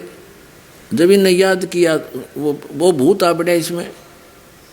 और जब ऐसा बुरा हाल भूत प्रेत बाधा से होता है, 1 महीने तक उसकी ब्रेन मट्टी रही, खावे न पीवे, होश में नहीं आया। आगे देखो फिर वो भूत कैसे निकाला गया, देखिएगा। गुरु महाराज ने मेरी लाज रख ली, मुझे सचमुच बीमार कर दिया। कुछ प्रेमियों ने कहा शायद लोगों ने जादू टोना कर दिया है। महाराज जी कभी कभी पीड़ा में कराते थे, हाय मैं मर गया। वाह भाई वाह, देखा, हाय मैं मर गया, यानी ऐसी हालत। अरे ये न्यू कह रहे थे इस खेचरी मुद्रा करने से रोग निकट नहीं आवे, बुढ़ापा निकट नहीं आवे, सलवट नहीं पड़े शरीर में, के आगे अड़ीवा इनकी साधना क्या आड़े अड़ीवा। ये देखिएगा, हाय मैं मर गया, और बहुत कमज़ोर हो गए थे, हो गया। एक गुजराती बाई एक पंडित को लाई जो ऊपरी हवा का इलाज करता था, भूत का डनिया बुलाया, फिर जाड़े लड़ियाँ। हाँ देखो, ऊपरी हवा का इलाज करता था। तो उसने महाराज जी को देखकर कहा कि अरे इनको तो किसी ने कुछ कर दिया है, और ये तभी ठीक होंगे जब इनकी नज़र उतारी जाए और चौराहे की पूजा की जाए। पंडित जी ने एक मंत्र बताया जो नज़र उतारते समय बोला जाएगा। सारी सामग्री मंगाई गई और पंडित जी को उसकी दक्षिणा दे दी गई।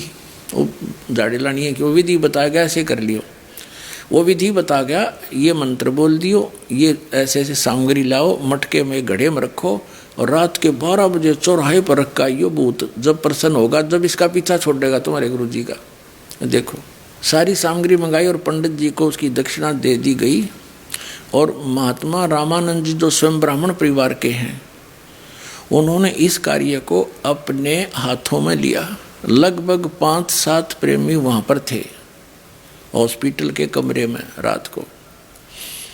रात के 12 बजे उस सामग्री को एक कलश में रखकर चौराहे में रखना था। रामानंद जी ने नज़र उतारने के बाद कहा कि कौन मेरे साथ चलेगा। सभी भयभीत हो रहे थे, ये चेले डर गए, भूता थे, सभी भयभीत हो रहे थे। अंत में उन्होंने डांट कर कहा, अरे डरते क्यों हो, मैं भी तो चल रहा हूँ, क्या भूत हमें खा लेगा। वो भूत का डर मत है, और मटके में लेकर चले उसको। फिर अंत में उन्होंने एक दूसरे महात्मा को तैयार किया। घनघोर वर्षा हो रही थी, तेज हवा चल रही थी। जैसे ही महात्मा जी कमरे से बाहर निकले, यानी रामानंद उस गढ़े नरभूत ने लेकर, तो तेज आंधी से दरवाजे ने इतनी आवाज की और हवा के अंदर आने से महाराज जी जोर से चिल्लाए। कौन चिल्लाया? हंसराज जी चिल्लाए। वो रामानंद ठाकर भूत ने लेकर चलिया, दरवाजा खोला, उसको एकदम बड़ाक देसी लागी, तेज हुआ था। और डोके महाराज जी चिल्लाए, हंस जी चिल्लाए, फिर किलकी मारी भूत ने। देखो, जैसे ही महात्मा जी कमरे से बाहर निकले तो तेज आंधी से दरवाजे ने इतनी आवाज़ की और हवा के अंदर आने से महाराज जी यानी हंस जी भी जोर से चिल्लाए। तो रामानंद जी भी कांप उठे और डर गया, और उनका जाड़े लानिया भी डर गया और भयभीत हो उठे। और मन में यह ख्याल आया कि फिर वापस कमरे में चलें, लेकिन फिर धैर्य बांध कर और नाम का सुमन करते हुए, नाम खाक था तुम्हारे पास, हंस हंस, उसका भी 2 भाग करे। वे चौराहे की तरफ उस कलश को उठाए हुए चल रहे थे। दूसरे महात्मा छाता लिए हुए चल रहे थे। चौराहे में रखकर जैसा पंडित जी ने बताया था, पीछे मुड़ आए। हो गया कल्याण। इस अंश जी का ये साधना करता था। ये कौन सी अभी दिखाता हूँ, जो ये सारा समुदाय करता है। अब हम लेते हैं पुस्तक हंस योग प्रकाश, देखिएगा, जो श्री हंस जी यानी जिसमें भूत बढ़ रहे थे उसके कर कमलों से लिखी गई है ये। और ये कहाँ से प्रकाशित है? प्रकाशक हैं श्री प्रेमनगर आश्रम, रजिस्टर हरिद्वार, संपर्क कार्यालय हंसादेश 2/12 पंजाबी विभाग, नई दिल्ली से। मुद्रक हैं Rajeshwari photo setters private limited, 2/12 Punjabi विभाग, नई दिल्ली से। ये 2 शब्द में स्पष्ट लिखा है कि श्री 108 श्री गुरुदेव जी परम संत योगीराज श्री हंस जी महाराज आनंद कल सच्चिदानंद भगवान के श्री कर कमलों द्वारा इस ग्रंथ की रचना हुई। यह ग्रंथ विक्रमी संवत 1988-1989 में यानी 1931-1932 में लिखा गया और संवत 1934 में यो प्रकाशित छप कर तैयार हुआ। ये आज तक यही पढ़ा जा रहा है। अब ये है प्रश्न नंबर, इसके 290 ये है अंश योग प्रकाश, और ये 291 पर हम इसको पढ़ रहे हैं। ये क्या बताते हैं कि तालु छिद्र के ऊपर जिह्वा प्रवेश करके एक घड़ी मात्र खेचरी मुद्रा स्थित रहे तो योगी को सर्प बिच्छू आदि का विष न लगे, बुढ़ापा रोग मृत्यु तो जीत को जीत जाए, चमड़ा ढीला होकर सरवटें पड़ती है न हो। फिर तालू के ऊपर छिद्र में जीवा लगाकर स्थिर करके भू मध्यगत चंद्रमा से निकले हुए अमृत को का जो योगी पान करे वे निसंदेह मृत्यु को जीत लेता है। यह गोरखनाथ निश्चय से कहते हैं। अब यह साधना की श्री हंस जी ने, और ये कैसे मरा आगे दिखाएंगे। अब पढ़िएगा 291 पृष्ठ पे, 292 पृष्ठ पे, 91 हमने पढ़ लिया। ये खेचरी मुद्रा सर्वसिद्धियों की माता है। यह देवी हमको प्राणों से भी अधिक प्रिय है। जो निरंतर इस अभ्यास से नित अमृत पान करता है तो उसके कारण शरीर सिद्ध हो जाता है, अर्थात नाश नहीं होता और मृत्यु रूप हस्ती को खेचरी रूप सिंह मार देता है। ये शिव संहिता से ले लिया इन्होंने।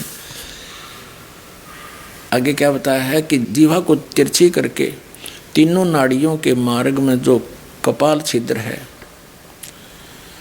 उसमें जीवा को योजित करे, यही खेचरी मुद्रा है। इसे योम चक्र भी कहते हैं। ये इनकी साधना है। एक 3 क्रिया मत है और ये नौके हैं, इसके करने से शरीर मृत्यु नहीं होती। हंसराज जी 1966 में ऐसे तेज बुखार से मेरा बेहोश हो गया, कोई दवाई काम नहीं करी। लाइए झलक और दिखा दूँ आपको। अपने आत्माओं इन प्रत्यक्ष देखकर आज तक आप तो समझ नहीं सके क्योंकि आप तो बालक हो। रोगी डॉक्टर की औषधि के साल्ट को नहीं जान सकता, गोलियों के साल्ट को, दवाई के साल्ट को डॉक्टर ही जान सकता है कि ये औषधि कारगर है कि नहीं।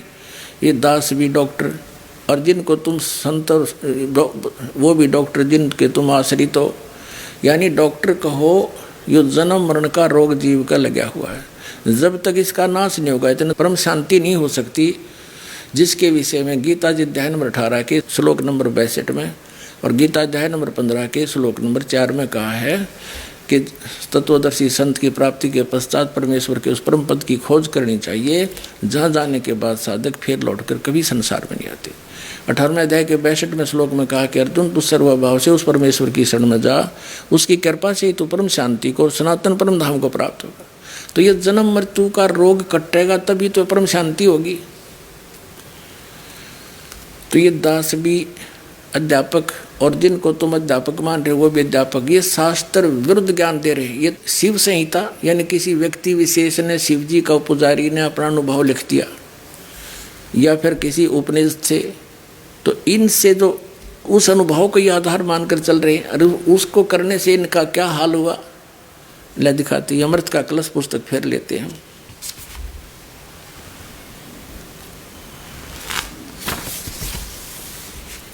ये प्रकाशक हैं, ये इसके मुद्रक हैं, और इसके ये देखिएगा इसके 20 पृष्ठ पे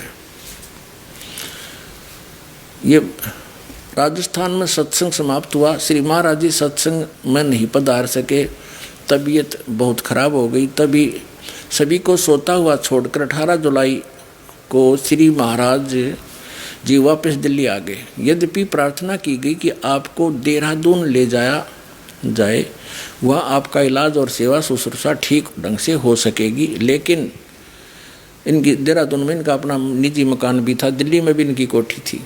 महाराज जी ने सिर हिला दिया और दिल्ली ले जाने के लिए संकेत किया। शक्ति नगर कोठी में जिस कमरे में गुरुदेव पहले ठहरा करते थे उसमें न ठहर कर बाहर वाले कमरे में ठहरे, जहाँ पर साधारणतः श्री महाराज जी के ज्येष्ठ पुत्र ये बाल भगवान श्री सतपाल जी को ही बाल भगवान बोलते हैं, श्री बाल भगवान जी दिल्ली पधारते थे तो ठहरते थे। बुखार और तेज होता जा रहा था। महाराज जी से कहा गया, महाराज जी श्री माता जी को बुला लें, कोई डॉक्टर लाएं या आपको देहरादून ले चलें। सेवकों ने प्रार्थना की। नहीं, महाराज जी बोले नहीं, किसी को ना बुलाओ, जाओ बाहर जाकर बैठ जाओ, मेरे पास कोई ना आए। इतना दुखी हो गया, किसी का बोल भी नहीं सुहा था, इसने इतना तंग हो रहा था। देखिए कोई ना आए, सभी चले गए। फिर भी सलाह करके डॉक्टर को बुलाया गया और डॉक्टर ने जांच करने के पश्चात दवा भी दी, लेकिन दवा का कोई असर नहीं हुआ। बुखार और तेज होता गया। सिर पर बर्फ़ की पट्टी लगा कर रखेगी, लेकिन तापमान नीचे आने का नाम नहीं ले रहा था। ऐसा लगता था कि बाह्य उपचारों से कुछ होने वाला नहीं है क्योंकि श्री महाराज जी योग मुद्रा में पहुंच गए थे। ये है इनकी अटकल मूर्ख बनाने की, बुरा हाल हो रहा कर रहा है, अन्य को योग मुद्रा में पहुंच गए, बेहोश हो गया बुखार के दबाव से और मृत्यु होगी। सारी रात तड़प का अगले दिन 19 जुलाई को इसकी मृत्यु होगी। ये देखो, ये वही 20 पृष्ठ पे हम पढ़ते हुए आ रहे हैं। सावन मास की सोमवती अमावस्या की अमृत बेला ब्रह्म मुहूर्त 19 जुलाई 1966 की प्रातः 3 बजे जगत से ये महान पुरुष हंस प्रभु संसार से महाप्राण कर गए। अब देखो इससे क्या क्या सिद्ध हो गया कि जो साधना ये करते थे उसने कोई इनका प्रोटेक्शन नहीं किया। ये कर ही नहीं सकती। शास्त्र भी गीता कर्मणाचरण जो करते हैं, गीता जी अध्याय नंबर 16 के श्लोक नंबर 23 और 24 में स्पष्ट किया कि वो बालकों का लेख है। उसके सारा विरुद्ध इन साधना और सारा विरुद्ध ज्ञान जनता में बांटा और आप भी ग्रहण किया तो क्या हाल हुआ। अन्य का क्या होगा अंडरस्टूड है। जब तक पुण्य चलते हैं प्राणी के पूर्व जन्मों के, जैसे बैटरी चार्ज होती है और उसको चाहे चार्जर भी ना ला रखा हो और चार्जर लगा रखा हो और वैसे टांग रखा हो जहाँ बिजली है ना उसमें, तो वो चार्ज नहीं हो रही। और जब तक वो उसकी अक्षमता पहले की है उसके अंदर जो रिजर्व कोटा, तब तक तो उससे बल्ब भी जग रहे हैं, पंखे भी चल रहे हैं, नो प्रॉब्लम। और जब वो एकदम डाउन होएगी क्योंकि चार्जर है ही नहीं, तो सारी प्रॉब्लम जो श्री हंस जी को भोगनी पड़ी 40 साल की साधना के बाद। और प्रेत प्रवेश कर झाड़े ला के निकलवा संत का, प्रेत बाधा दूर हुई। धिक्कार ऐसी भक्ति को। मनुष्य जीवन अपना भी डबो दिया करोड़ों का और सिर पर भार धर दिया इस भोली आत्मा ने। अब लिखा है इस अमृत के कलश में कि ये बता रहे हैं हंस जी के मैं पहले आर्य समाज के विचारों से प्रभावित था, ओम नाम का जाप करता था। फिर ये स्वरूपानंद नंगली वाला एक ऐसा अज्ञानी संत मिला, वह थोड़ी बहुत तो शास्त्र अनुकूल साधना का ओम नाम का जो लाभ मिलना था वो भी छुटवा दिया इस पुण्यात्मा का, और ये डले डुबा दिए। और यह इसने सहरस स्वीकार कर ली क्योंकि हम बोले हैं बालक है। हमने जो भी कोई अटपट सी बात अलग से दिखाता हमें अच्छी लगती है और उसको छोड़ देते हैं ओरिजिनल को।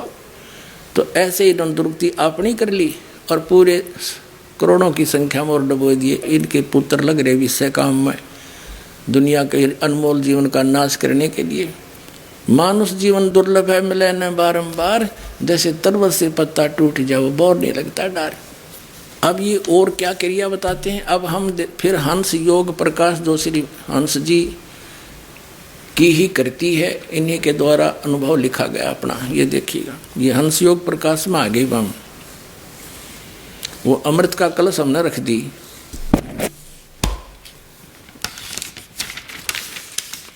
ये हंस योग प्रकाश है, यहाँ से प्रकाशित है और ये इसके प्रकाशक हैं। ये मुद्रक है इनका। और इसमें स्पष्ट है कि महाराज जी ने अपने हाथ से लिखा है। अब हमने 292 पर पढ़ लिया था जिसमें इन्होंने खेचरी मुद्रा का वर्णन बताया है, यह खेचरी मुद्रा के विषय में। अब अनहद नाद विधि या 293 पे है। जब आधी रात बीत जाए तब योगी पुरुष एकांत जगह में, जहाँ जीव जंतु किसी को बोल न सुने पड़े, वहाँ बैठकर दोनों हाथों से कान बंद करके पूरक और कुंभक करे, श्वास को रोककर ध्यान से सुने। ये इनकी अनहद साधना है।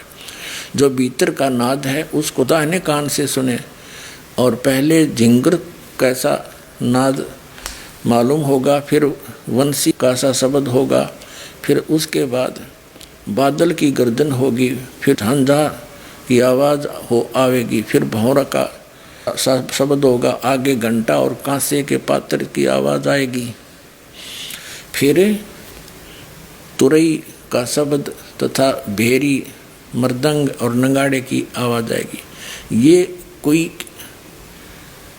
अन्य किसी संत का अनुभव जो संस्कृत में लिखा है, ये अनुवाद करके इन्होंने अपने प्रमाण में लिया है कि ये साधना ये ऋषि भी करते थे। कान बंद करके अंदर अनहद नाद सुनना, ये इनकी क्रिया। और इसको यही साधना एक खेचरी मुद्रा को छोड़कर प्रकाश देखना, अनहद धुन सुनना और पांचों नाम काल के जाप करना, ये राधा स्वामी पंथ वाले बताते हैं। और वही साधना ये इनकी है। सबका मिलजुला कर इनका सारा वही खिचड़ी पक रही है, काल के ही जाल में फंसे पड़े हैं। वर्तमान के अंदर श्री सतपाल जी महाराज जो श्री हंस जी के सुपुत्र हैं, और इनको नाम दान का भी ये आदेश ना दे पाए, क्योंकि ये तो 1966 में बेहोश होकर मर गए। उस समय श्री सतपाल जी महाराज तो मंसूरी पढ़ रहे थे। ये देखिएगा, ये अमृत के कलश पुस्तक है इन्हीं की। अब वो हंस योग प्रकाश हमने रख दी, अब हम ये अमृत के कलश ये पढ़ रहे हैं। यहाँ से ये इसका लेखक है, ये यहाँ से प्रकाशित है, और ये यहाँ से मुद्रित है। अब इसके हमने 20 पर पढ़ लिया था कि 19 जुलाई ब्रह्म मुहूर्त में ये बेहोश होकर मरे थे। यहाँ पर इन्हें पता भी नहीं था, ये ऊपर आपने देख ही लिया, संकेत दिया। महाराज जी को ये राजस्थान से दिल्ली ले आए शक्ति कोठी में, शक्ति नगर कोठी में, और वहाँ फिर ये डॉक्टरों ने इलाज किया, बुखार तेज होता जा रहा था। महाराज जी इनसे कहा श्री माता जी को बुला दें, ये न मना कर दिया, किसी को ना बुलाओ, तुम बाहर चले जाओ, बाहर जाकर बैठ जाओ, मेरे पास कोई ना आए। फिर भी सलाह करके डॉक्टरों को बुलाया गया। डॉक्टरों ने जांच करके पश्चात दवा भी दी, लेकिन दवा कोई असर नहीं हुआ। बेहोश हो गए, ये अचेत हो गए, बुखार और तेज हो गया। सिर पर बर्फ़ की पट्टी लगातार रखी गई, लेकिन तापमान नीचे आने का नाम नहीं ले रहे थे। ऐसा लगता था कि बाह्य उपचारों से कुछ होने वाला नहीं है, क्योंकि श्री महाराज जी योग मुद्रा में पहुँच चुके थे। अचेत हो गया था, बेहोश हो गया। फिर इस तारीख को ये महाप्राण कर गए। 19 जुलाई 18 की ये बात है। सारी रात दुख पा गए और प्रातः 3 बजे 1966 को ये महाप्राण कर गए। ठीक है, अब यहाँ 21 पर देखिएगा, इसके 21 पे तुरंत ड्राइवर ने कार में पार्थिव शरीर को रखा और कुछ प्रेमियों के साथ वे देहरादून के लिए रवाना हो गए। दिल्ली से टेलीफोन पर सूचना दे दी गई कि महाराज जी आ रहे हैं, कमरा तैयार रखा जाए। जैसे ही देहरादून कोठी में कार पहुंची और लोगों ने महाराज जी के पार्थिव शरीर को देखा तो सभी फूट फूट रोने लगे। श्री माता जी शोक व्याकुल हो अचेत हो गई। श्री महाराज जी के ज्येष्ठ पुत्र श्री बाल भगवान यानी सतपाल जी महाराज जी को मंसूरी से बुला गया। ये मंसूरी पढ़ रहे थे जब 15 साल के थे। 1966 में ये 15 साल के थे। 1951 में इनका जन्म हुआ, तो वहाँ से बुलाए गए। तो कहने का भाव ये है, और ये वो छोटा लड़का जो इनके पास था, माता जी के पास देहरादून था, ये वो 8 वर्ष का ही था सारा। तो कहने का भाव ये है कि ये इन दोनों को नाम देने का आदेश भी ना देंगे, और आगे फिर ये स्वयंभू संत बन गए। 2 भाई न्यारे न्यारे लागे, एक में काम नहीं चला था। अगर ये सच्ची भक्ति होती तो विश्व में एक का संत बतेरा। तो पुण्यात्माओं, श्रद्धालु तो श्रद्धालु ही होते हैं। संतों पर विश्वास किया कि बड़े परम संत बड़े पहुँचे हुए होंगे, इनको कख भी पता नहीं। ये क्या बताते हैं, भगवान केवल ज्योति स्वरूप है, उसका ज्योति स्वरूप ही देखा जाता है, ज्योति ही दिखाई देती है, यही उसका असली रूप है। ये ज्योति स्वरूप तक काल की है, ये सामने आता नहीं। ये प्रकाश जो देखा ये काल का देखा जाता है। और परमात्मा साकार है, मनुष्य सदृश्य है, वेदों में प्रमाण है, वो सतलोक में रहता है। ये देखिएगा, एक पुस्तक है अध्यात्म शंका समाधान, किसके द्वारा इसका शंका समाधान किया गया है। अध्यात्म शंका समाधान संत सतपाल जी महाराज, लेखक महात्मा हरि संतोषानंद।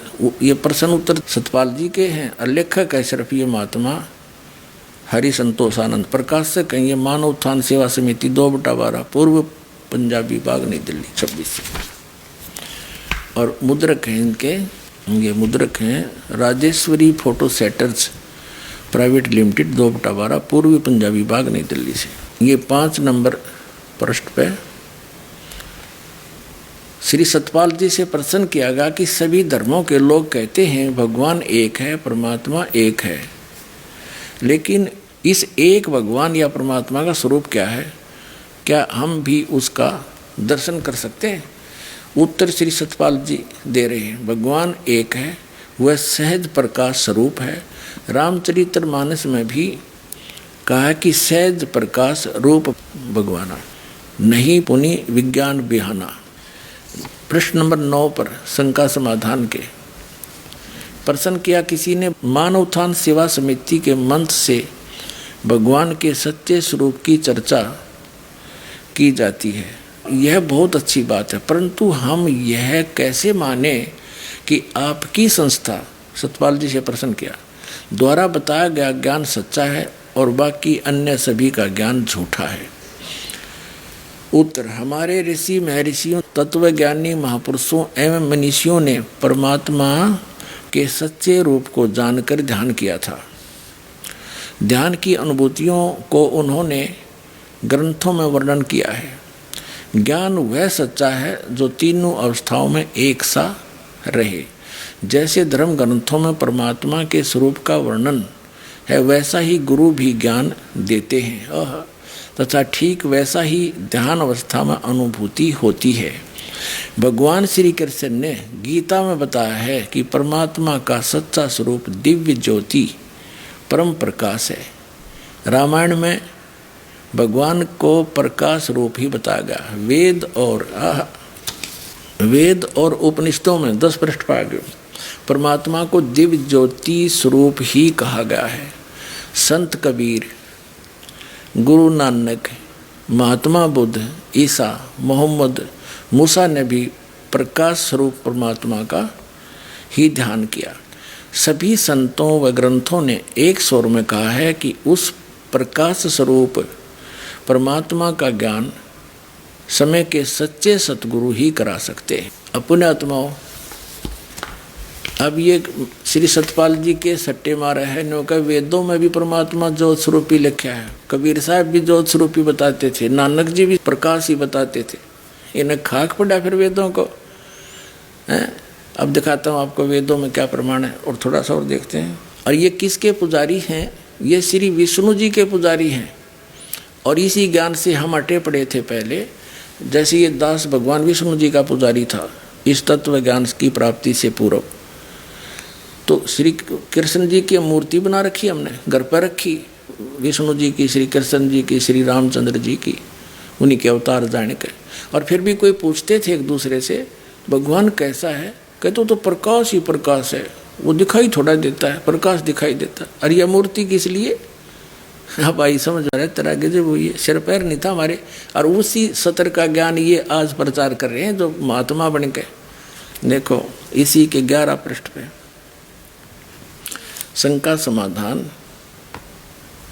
नामक पुस्तक के 11 पृष्ठ पर आगे 9-10 पढ़ लिया। प्रश्न, श्री राम भगवान के अवतार थे यानी विष्णु जी के, तब फिर उन्होंने लंका पर चढ़ाई करते समय शंकर रामेश्वर की पूजा क्यों की? अब उत्तर श्री सतपाल जी का, अवश्य श्री राम जी भगवान का अवतार थे यानी विष्णु जी का अवतार थे। उन्होंने मर्यादा पुरुषोत्तम भी कहा जाता है। उनका अवतार जगत में भक्त धर्म एवं मर्यादा की रक्षा के लिए हुआ है। इसे हमने सिर्फ इतना ही लेना है, आगे तीसरे और भी बहुत सी अटपट कर रखी है। इसका अर्थ ये भगवान श्री विष्णु जी को मानते हैं और स्वीकार करते हैं कि श्री रामचंद्र जी भगवान यानी विष्णु जी के अवतार थे और श्री हंस जी विष्णु जी के श्री कृष्ण जी के ही पुजारी थे। हंस योग प्रकाश के ये नहीं की पुस्तक है, इसके 50 पृष्ठ पर ले चलते। पहले तो आपको इनकी सारी उवाबाई दिखाता हूँ। ये देखिए, हंस नाम से शुरू किया, हंस योग प्रकाश, ये पृष्ठ नंबर 50 है, यहाँ 51 है, तो ये इधर 50 है। तो हम यहाँ पढ़ रहे हैं, शांत स्वरूप शेष पर शयन करने वाले, नाभि कमल से संसार को बनाने वाले, और देखो ऐसे लक्ष्मीपति कमल नेत्र सब लोकांतरों के स्वामी श्री हरि को मेरी वंदना, बारंबार मेरा नमस्कार है। इति सिद्धम श्री हंस जी और श्री सतपाल जी और श्री बाल योगेश्वर जिसको कहते हैं श्री प्रेम रावत जी, ये दोनों भाई और इनका पिताजी, ये श्री विष्णु जी के पुजारी हैं। विष्णु जी इज सतोगुण विष्णु। इन 3 भगवानों में से, 3 प्रभुओं में से श्री ब्रह्मा जी रजगुण है, श्री विष्णु जी सतगुण है और श्री शिव जी तमोगुण है। इनमें से ये एक के पुजारी हैं श्री विष्णु जी के। विष्णु जी श्री कृष्ण जी और राम जी के ये पुजारी हैं और अपना अनुभव कथ रहे हैं। हंस नाम जपो, दुनिया को भ्रमित कर रहे।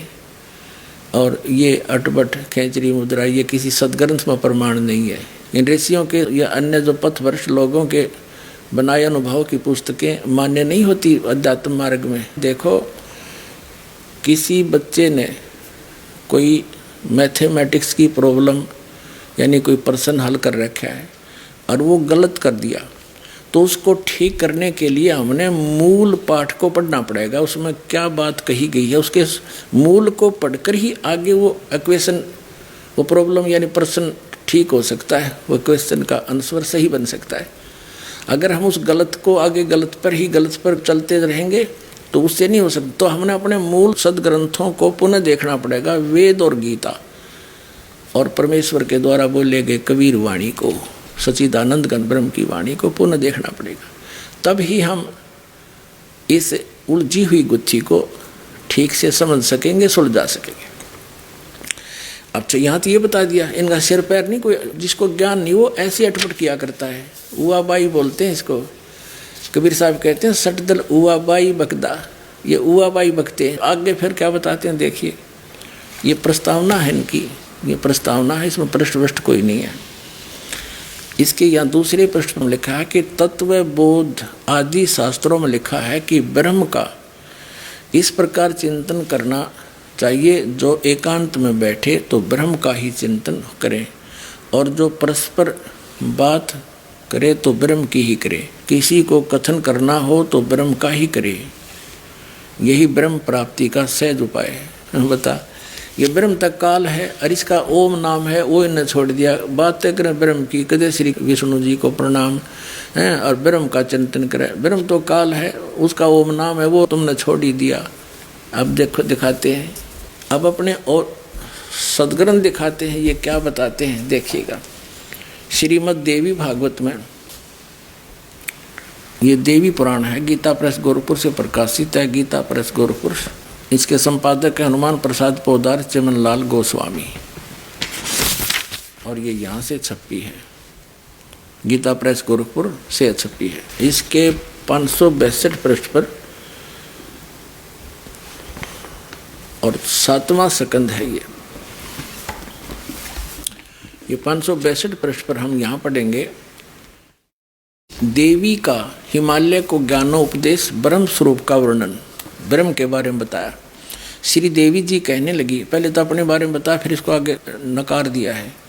उस ब्रह्म का क्या स्वरूप है यह बतलाया जाता है, जो प्रकाश रूप सबके अत्यंत समीप में सचित हृदय रूप गुहा में सचित होने के कारण गुहाचर नाम से प्रसिद्ध है और महान अर्थात परम प्राप्य है। वह समस्त प्रजा के ज्ञान से परे है। याद वह यह परम सत्य और अमृत अविनाशी तत्व है। सौम्य उस वेदने योग्य लक्ष्य का तुम वेदन करो, मन लगाकर उसमें तन्मय हो जाओ। सौम्य यह बताया कि परवण ओम धनुष है, परवण कहें ओम ने, ओंकार ने, धनुष है, जीवात्मा बाण है और ब्रह्म को उसका लक्ष्य कहा जाता है। यानी ब्रह्म की उपासना करो, ओम नाम जाप करो। ये देखिए फिर यहाँ से शुरू किया है, उस एकमात्र परमात्मा को ही जाने, दूसरी बातों को छोड़ दें। यही अमृत रूप परमात्मा के पास पहुँचाने वाला पुल है। संसार समुद्र से पार होकर अमृत स्वरूप परमात्मा को प्राप्त कराने का यही सुलभ साधन है। इस आत्मा का ओम के जप के साथ ध्यान करो। इससे अज्ञान में अंधकार से सर्वथा परे और संसार समुद्र से उस पार जो ब्रह्म है उसको पा जाओगे, तुम्हारा कल्याण हो। ओम नाम ब्रह्म का है और ओम नाम के जाप से ब्रह्म प्राप्ति है। ये देखिएगा 263 पृष्ठ पर हम पढ़ रहे हैं।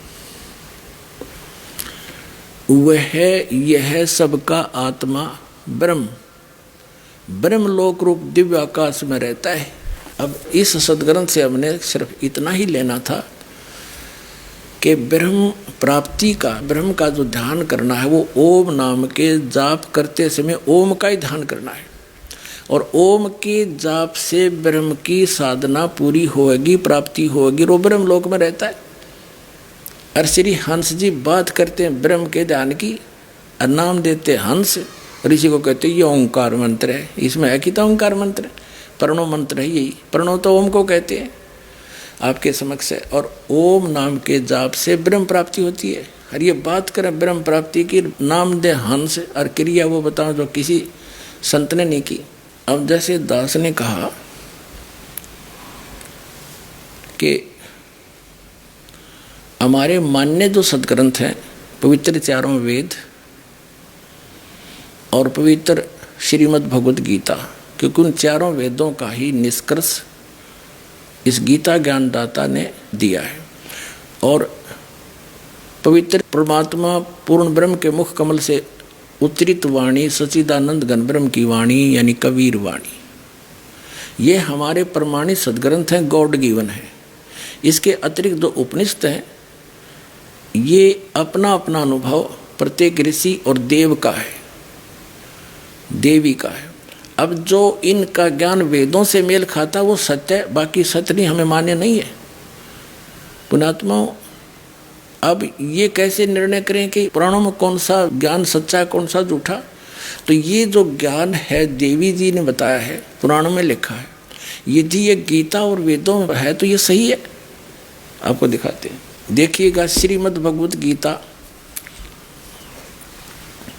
ये जयदयाल गोविंद का इसके अनुवादक हैं, गीता प्रेस गोरखपुर से प्रकाशित है। इसके अध्याय नंबर 8 के और मंत्र नंबर 13 में यह गीता ज्ञानदाता श्री कृष्ण में प्रवेश करके ये ब्रह्म और ये गीता ज्ञान दे रहा है। ये देखिएगा अध्याय 8 और इसका 13वां मंत्र है, ओम इति एकाक्षरम ब्रह्म व्याहरण माम अनुस्मरण ये प्रयाति तजंदेहम स याति परमाम गतिम। माम ब्रह्म, मुझ ब्रह्म का ओम इति एकाक्षरम, ओम यह है एक अक्षर है, नथिंग एल्स। व्याहरण माम अनुस्मरण, उच्चारण करके सिमरण करता हुआ, यह प्रयाति तजंदेहम, जो अंतिम सांस तक यानी आखिरी दम तक सुन करता हुआ शरीर छोड़ते समय तक सिमरण करता हुआ जाता है, स याति परमाम गति, वो ओम से मिलने वाली परम गति को प्राप्त होता है। तो अब ओम से कौन सी परम गति प्राप्त होती है? आपने श्रीमद् देवी भागवत के 7वें स्कंद में आपके रूबरू कर दी दास ने। देवी जी कह रही है कि मेरी भी पूजा त्याग दो, सब बातों को छोड़ दो, केवल एक ओम नाम का जाप करो और उसके जाप से ब्रह्म की प्राप्ति होगी, वो ब्रह्म लोक में रहता है।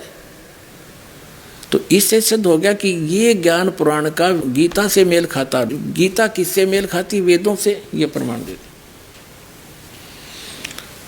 गीता से भी पहले वेद प्रथम है और इन वेदों से भी पहले सूक्ष्म वेद जो गॉड गिवन कबीर परमात्मा ने अपने मुख से बोला है वो प्रथम है। सेकंड ये चारों वेद हैं। इसके तीसरे नंबर पर श्रीमद् भगवत गीता है। अब वेद भी क्या बताते हैं देखिएगा। वेद ज्ञान दाता भी ब्रह्म है, ये यजुर्वेद है। इसके ये कहाँ से प्रकाशित है? प्रकाशक है सार्वदेशिक कार्य प्रतिनिधि सभा 2/5 महर्षि दयानंद भवन रामलीला मैदान नई दिल्ली से। महर्षि दयानंद जी द्वारा इसका अनुवाद है। मुद्रक यहाँ से है, prince offset printers 1510 Pataudi house Daryaganj Nai Delhi से। इसके 40वें अध्याय का अंतिम अध्याय है 40वां, और इसका 15वां श्लोक दिखाते हैं। ये 44वां अध्याय है, 40वां अध्याय यजुर्वेद भाष्य। ये है 40वें अध्याय का 15वां श्लोक है। ओम करतो समर किलवे समर करतुम समर।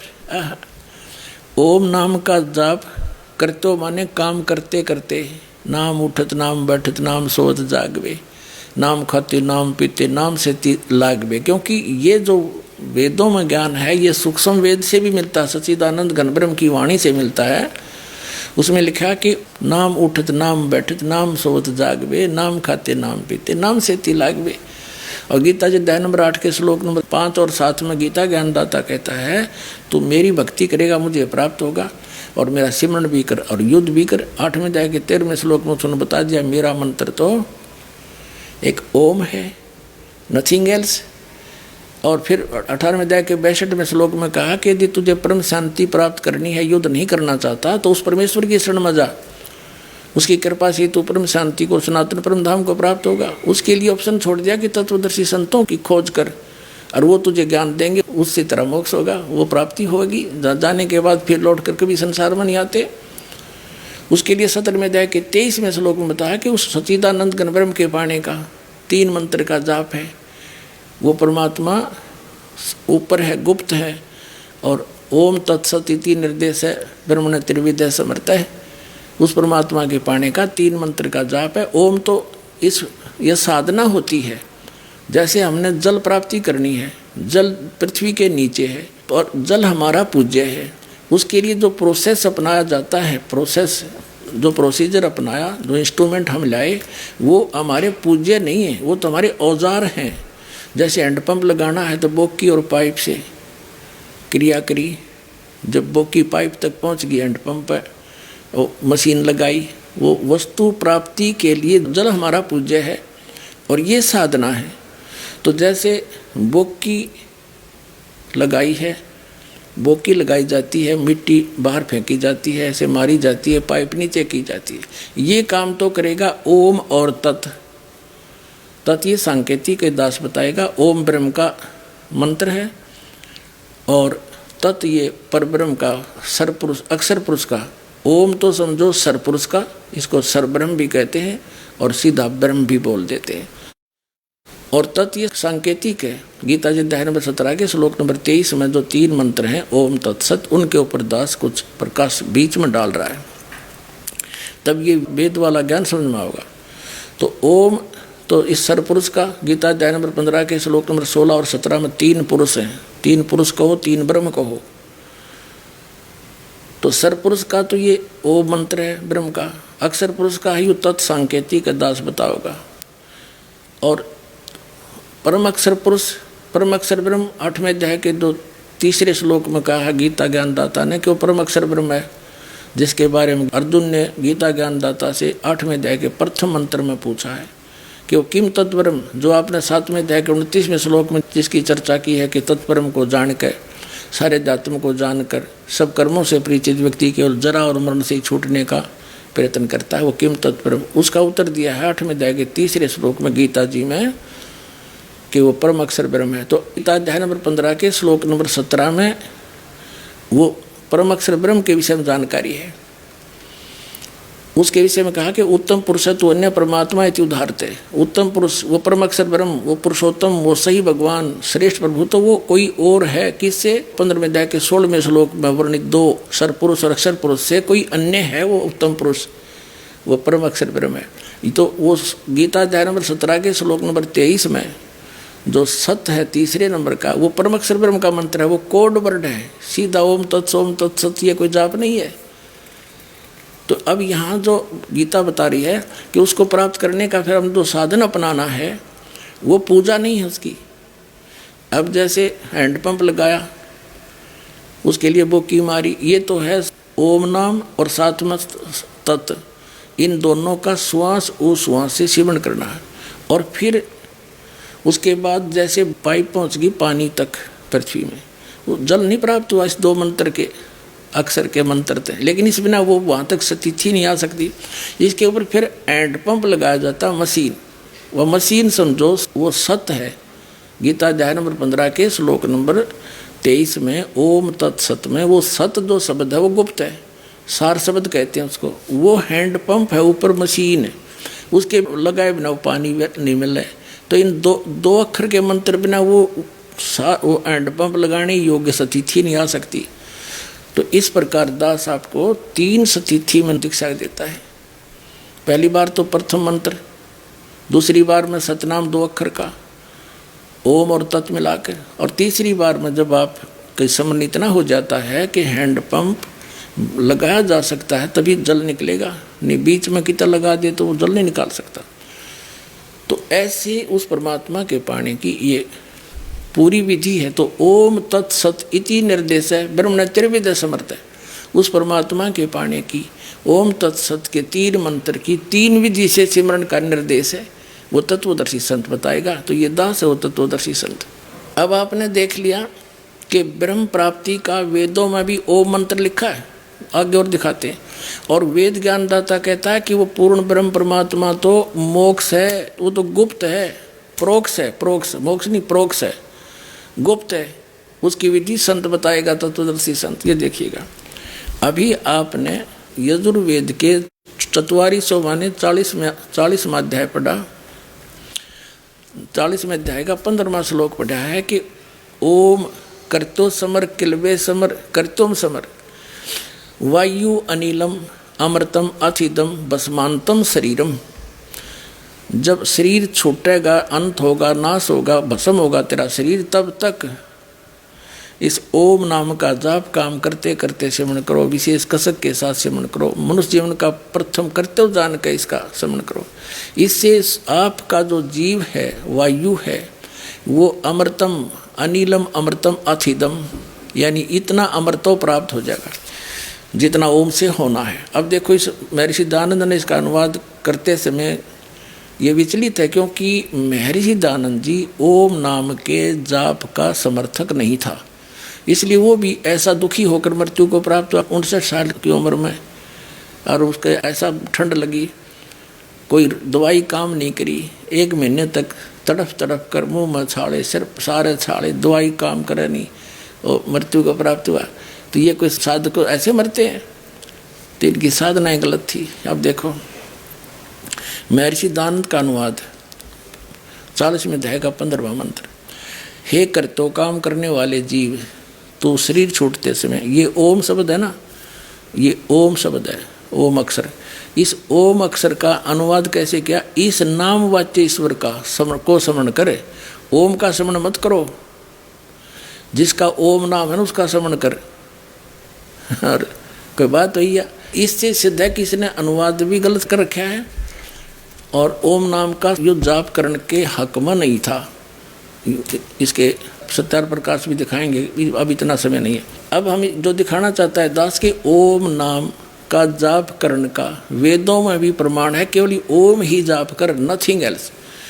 और यही गीता जी में कि ब्रह्म की साधना का ओम जाप है। आगे 40वें अध्याय के अंतिम मंत्र में 17वें में ये स्पष्ट किया है कि मुझ ब्रह्म का ओम मंत्र है और मैं ब्रह्मलोक में रहता हूँ ऊपर।